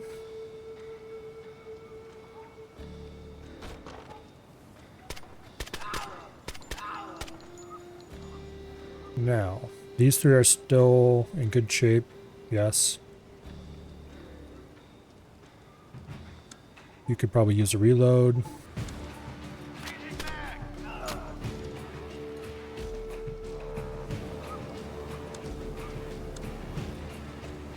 Move him up to there.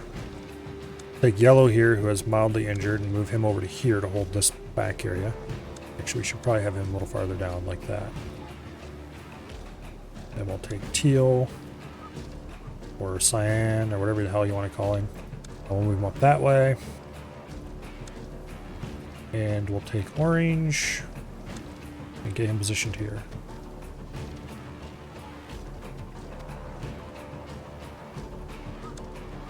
Alright.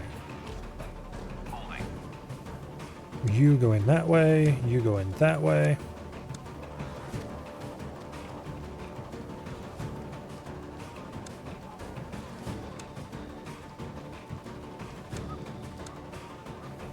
And then we'll pull in another guy here. Guard his back for now. Good thing we moved this guy over here, because remember that door I mentioned earlier as a possible issue? Yeah.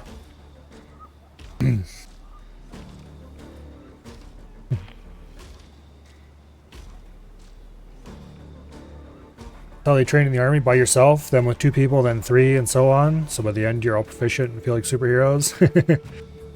So you know you can do it solo if absolutely necessary. So having more guys feels like cheating. I would assume probably that another reason to do it solo in training is so that the people who are most likely to make the dumbest mistakes, aka people who've never done anything at all related, are more likely to be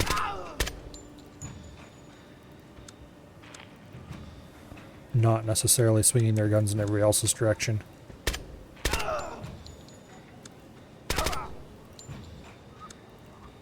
Alright, let's bust out this back door here real quick and make sure there's nobody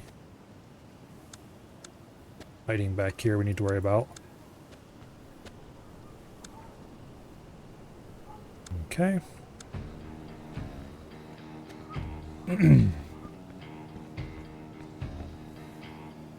Now, you kick that door.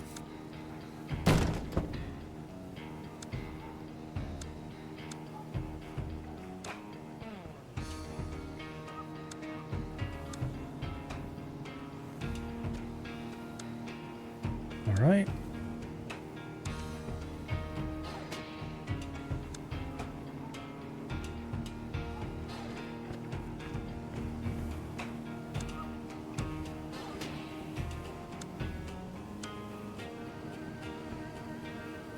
Now, get these two as close to the door as we can. We'll send that guy that way, and that guy that way, and then you bring up the middle and damn it. It was this guy's job to take care of that side, and he moved a little bit later than... Oh well. Let's restart. You don't have to restart, but I want to. Okay, so we do definitely know that somebody can come out of that door, which, I mean, duh, but also... Can I put a fourth person down here? No. It didn't seem like anyone tried to go for the Dishka. But we do know there's a lot of guys, there were a lot of guys in this area. Now, the game does mix it up. They will move enemies around. So, let's be a little smarter about this.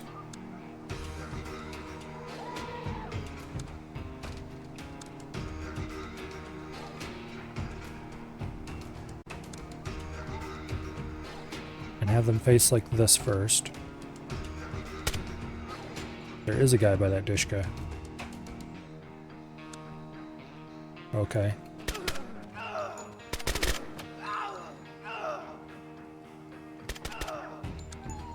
You.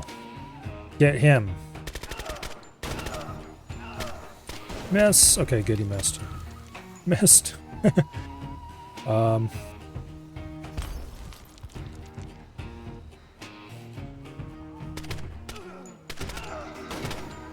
Could you please stop that?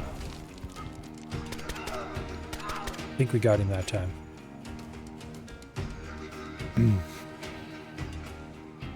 All right.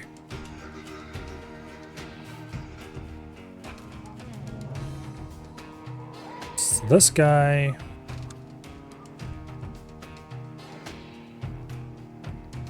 Gonna set him up like that. Oh, shit. Okay. They're not injured, they just got suppressed.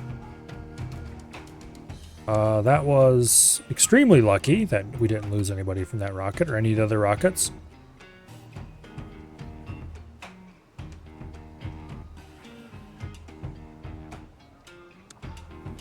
We'll move a guy up to here.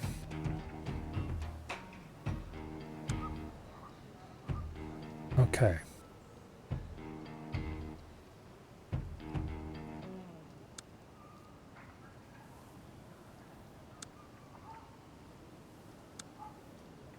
Let's send him down around to the back door.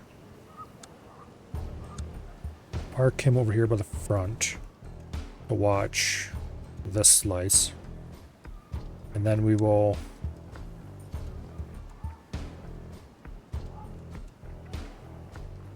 Yeah, okay, that'll do. That'll do. These two can... This guy will be able to see from the front of this truck to the corner of this building, and this guy can see from the back of the truck to the corner of this building. So that should be the entire arc that anyone can approach us from. Except to this back door, which we are going to do something about that right now. I don't think I'm going to slap charge this. We're just going to manual breach. Save our slap charges for later.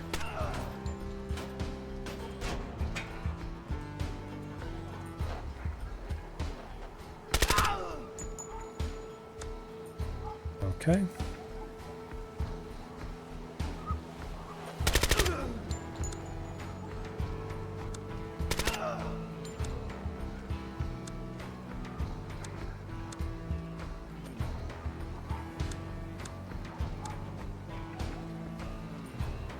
Lovely.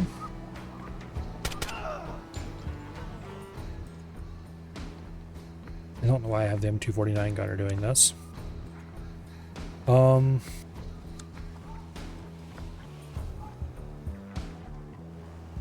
Right here. Let's pull you back. Don't really want him there. If we position him here.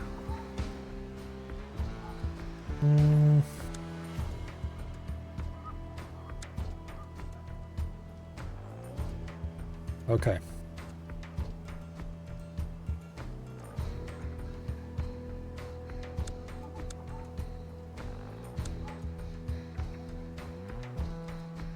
That'll get us a reasonable angle. And then we have that guy positioned like so. Okay. Now,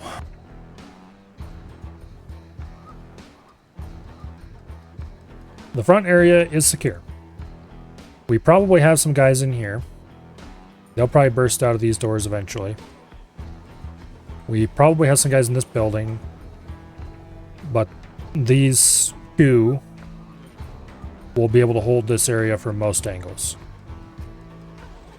They can't actually see the door, so when these guys pop out, which is going to happen in a moment here, we will have to position a guy looking straight across. We definitely have some people in here who might pop out around the back, or through here, or through here. But one guy should be able to hold that pretty effectively. This guy is getting most of this. If any of them actually come around the corner. Guy standing back here would be in our blind spot, though. Because of barrier here, you can't actually see that door. So this guy's kind of useless. So once we pull these guys out, we should probably pull him over to this corner so he can look at this door more effectively. And otherwise keep an eye out through here. I can just straight up draw lines. You can keep an eye out through here or to that door. And to some degree this way. Let's actually go ahead and plan that move. As a matter of fact, if we angle him right, we can have him guard this door as well. So he can hold these two doors. Then we grab this guy. He can hold the same, but from a slightly different angle. Move this guy up to the front of that.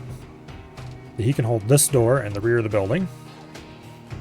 And then that gives us this fool, who we can roll down the side here, and he can look in through those glass windows. Alright. So we have, once this guy reaches this position, which will happen in a moment now, pretty reasonable security.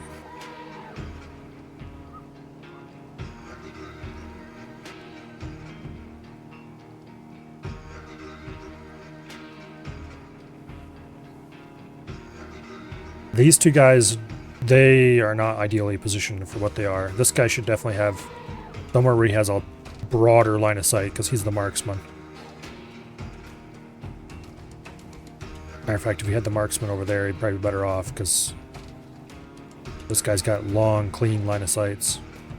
That or move the marksman back and have him look through here, which we currently don't have anyone doing. But he is kind of holding the rear there right now. This guy's actually got excellent security of this area and this area. Better than this one does in some ways. Because he's also secondary for that door. Okay, so this guy and this guy are probably the ones we least likely want to move. This guy is fully able to move. Although, if I'm going to move him, I want him to sweep those windows. This guy can be moved because everything he's doing is being done by someone else. And this guy really should be moved over to there.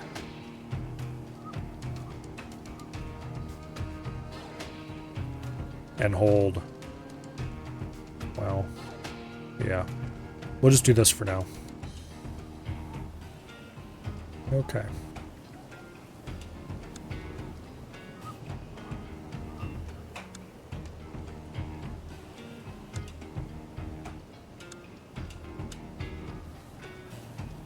We'll roll him in real quick.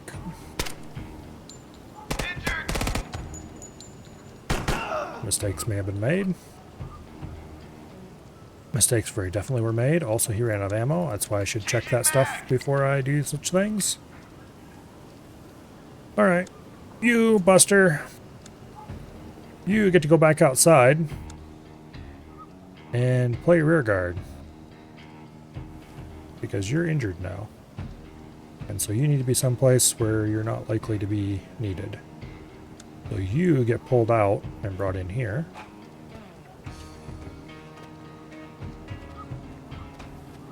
Alright. Is that a slap charge? Placing charge. I suck at reading chat? Yes, I do. For games like this, I definitely do.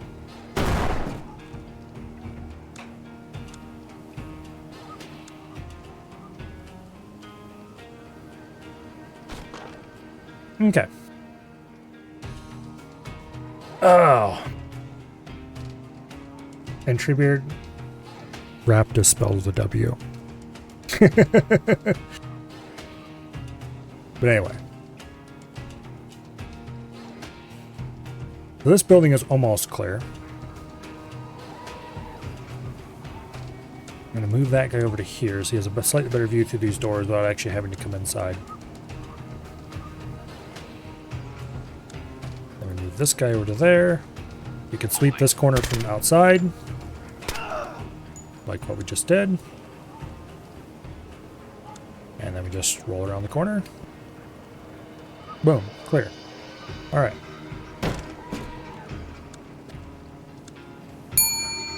Lovely. And that's why the bell exists. Yes, Sela, that is why the bell exists.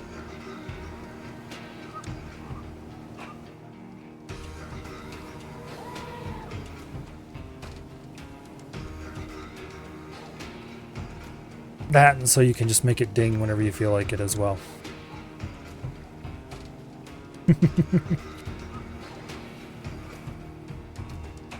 Okay, so this building is clear.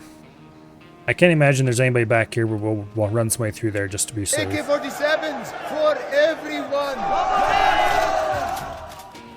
And no, it's M4s for everyone.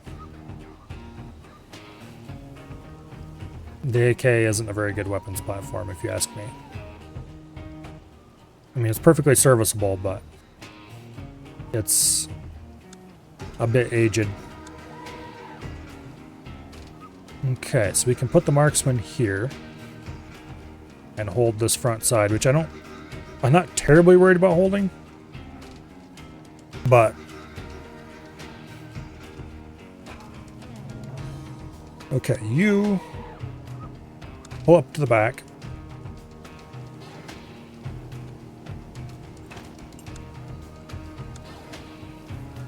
Wait, why are you running across that? Don't do that. Okay. We'll move him up to here. He looks through there. And then you can pull over here as well.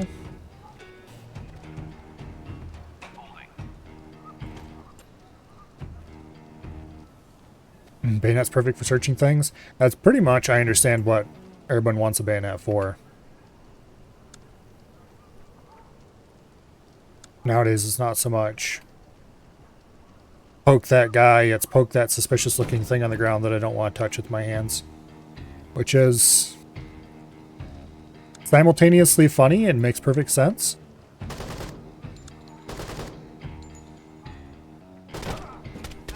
Okay.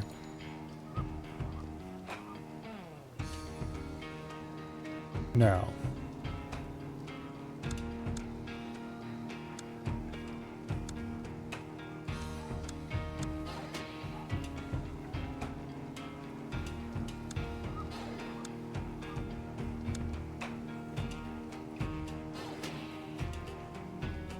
Yeah, the real problem with the AK is it just wasn't designed to mount modern optics. And the way the top cover is and that kind of stuff, the dust cover, it just, you can't really mount a sight very far back very well. And even the various solutions that people have come up with to do that are just kind of not amazing. I am going to go ahead and put a flashbang in here.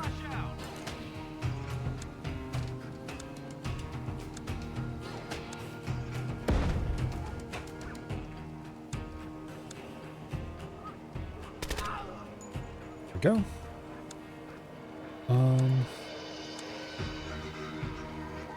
Lovely.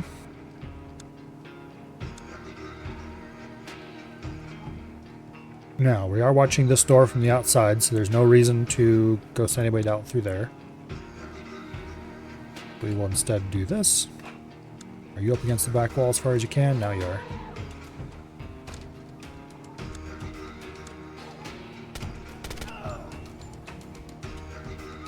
Okay. Sure, this little area back here is clear. When you bust through a door into a small room, usually it'll stun whoever's in the room. When they kick the door like that, yeah, knocked him back.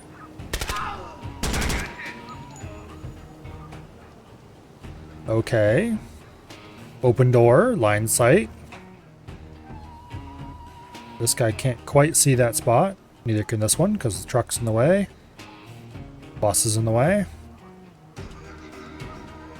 Fun, fun.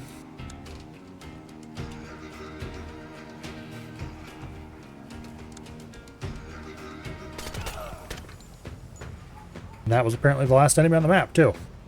Damn it. Well, we still got 3 stars because we didn't actually lose anybody.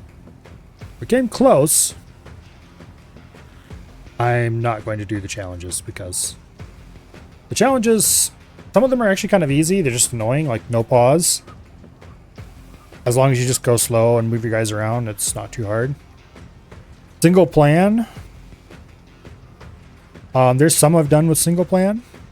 It's totally possible. But you have to think of everything while planning. And it takes forever to get the perfect plan, and then inevitably you forgot something and you have to go and fix your plan multiple times. And then RNG will screw you because enemy positions are somewhat random, and they will just put them in the one place you didn't cover with your plan. And clean run is also pretty difficult because no injuries, which means you have to be very, very methodical and careful. But anyway, it is 10:35. We're almost done with this mission pack, so that's pretty cool.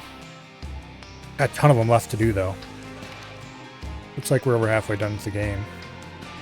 But then, of course, there is the mission generator and Steam Workshop. Anyway, this game is very good.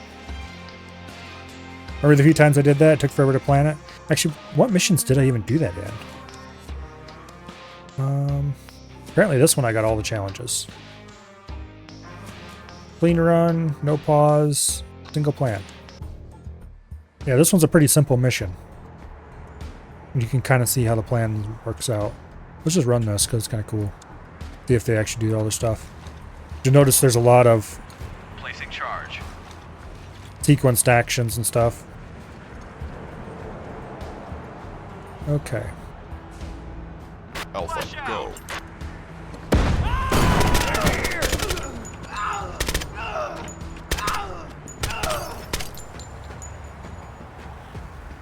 So it's cool when it works. Elapsed time is shorter than personal previous bests, so I've surely done a couple more of those. Clean run, that one must have been a total accident. Clock race, beat the mission time of 120. Their mission times are kind of brutal for the ones that have that. Clean run, clean run, clean run. I actually got that a bunch of the times on this one. These are all tiny maps, so I guess it makes more sense.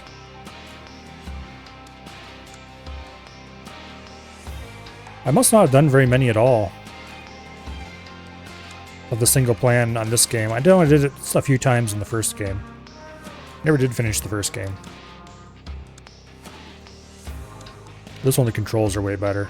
You have a lot more planning controls. Stuff like that.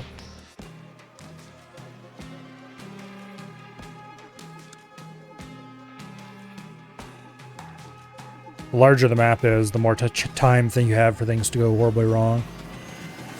Some of these look like pretty cool missions. Some of these maps are huge.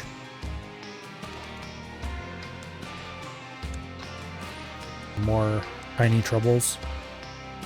They're called tiny troubles, but they don't look like they're that small. New, huh? When were they added, I wonder? Oh well.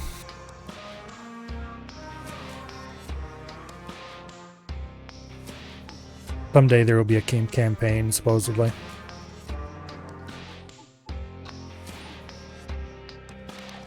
For now, though, I believe that that'll be enough for tonight.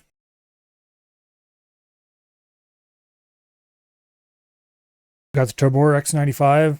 Choose it over M4 because it feels so good to shoot. There's some bullpups with good triggers. A lot of bullpups with terrible triggers, but there's some that actually can do it fairly well. It's all in having a good linkage and a decent trigger in the first place.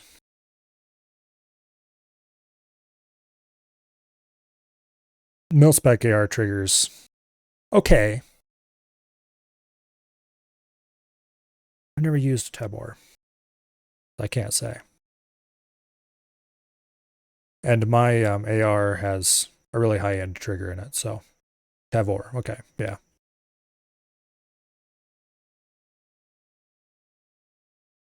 My AR's got some kind of, I don't know, some kind of cassette trigger in it. I think it's an SLT or something.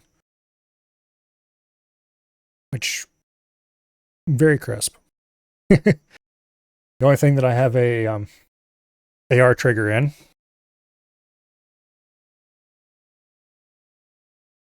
is actually this thing. There, let's switch over to the full camera, actually. Not that camera. This camera. Screw it. Let's go to the desk camera. That'll be a better view. Yeah, here we go. Got this thingy. This is the only thing that has a mil-spec AR trigger that I own. This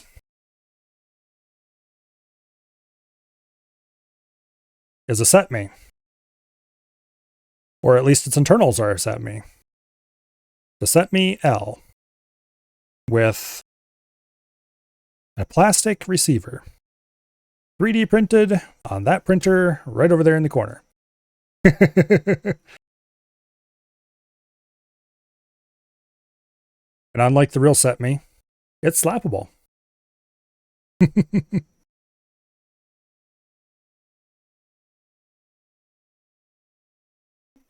It's just got a mil-spec AR fire control group, unlike a real set-me. AR magazine release, all that fun stuff. But the bolt, charging handle, barrel, basically all the upper parts are all just from a set-me parts kit. Pretty cool.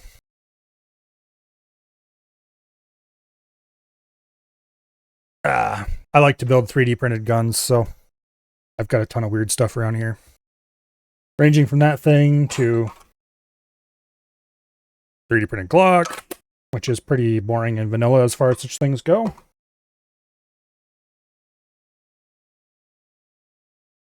The good old Hitchhiker, which is a Takedown 22. Open bolt. With a fixed firing pin and everything, but it's single shot, so the ATF can kiss my ass. Yeah, the chamber empty. Boom.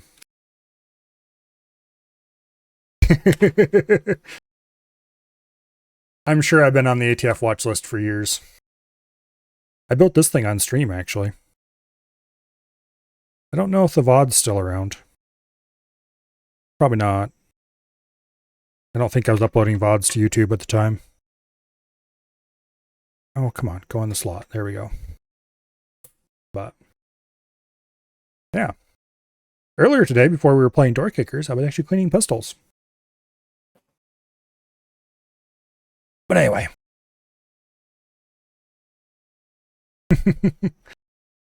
I am very not private about my little gun printing hobby. Because, is that okay with Twitch terms? It is actually. It's very not okay on YouTube for live streams. It's probably not okay on YouTube for videos either. But on Twitch, as long as you're not doing anything unsafe, you can even shoot on stream if you want. So, Twitch is actually pretty cool about stuff like that. I'm sure a bunch of people running Twitch wouldn't be very happy with me if they knew about it. But it's not against their terms. Yeah. Yeah. But anyway. Yeah. Unfortunately, I don't play door kickers all that often. It's kind of a filler game that I play occasionally. But I do play it sometimes. All right, Shrimp Camera, are you going to come on by yourself? No? Okay, there we go. Tomorrow, I believe tomorrow is Thursday. Yes, it is, which means Elder Scrolls 4 Oblivion. And then for Friday, we'll be doing some crab. Good old crab champions. Be followed by EDF on Saturday, and then X4 on Sunday. And speaking of X4, it looks like my follow list is once again almost empty, but Balding Fro is on, playing X4. So let's go check him out.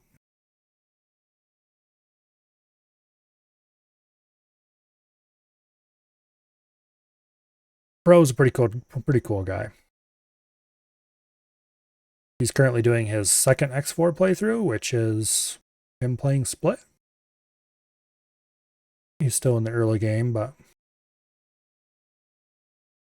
yeah, X3 was a pretty good game, but I like X4 better.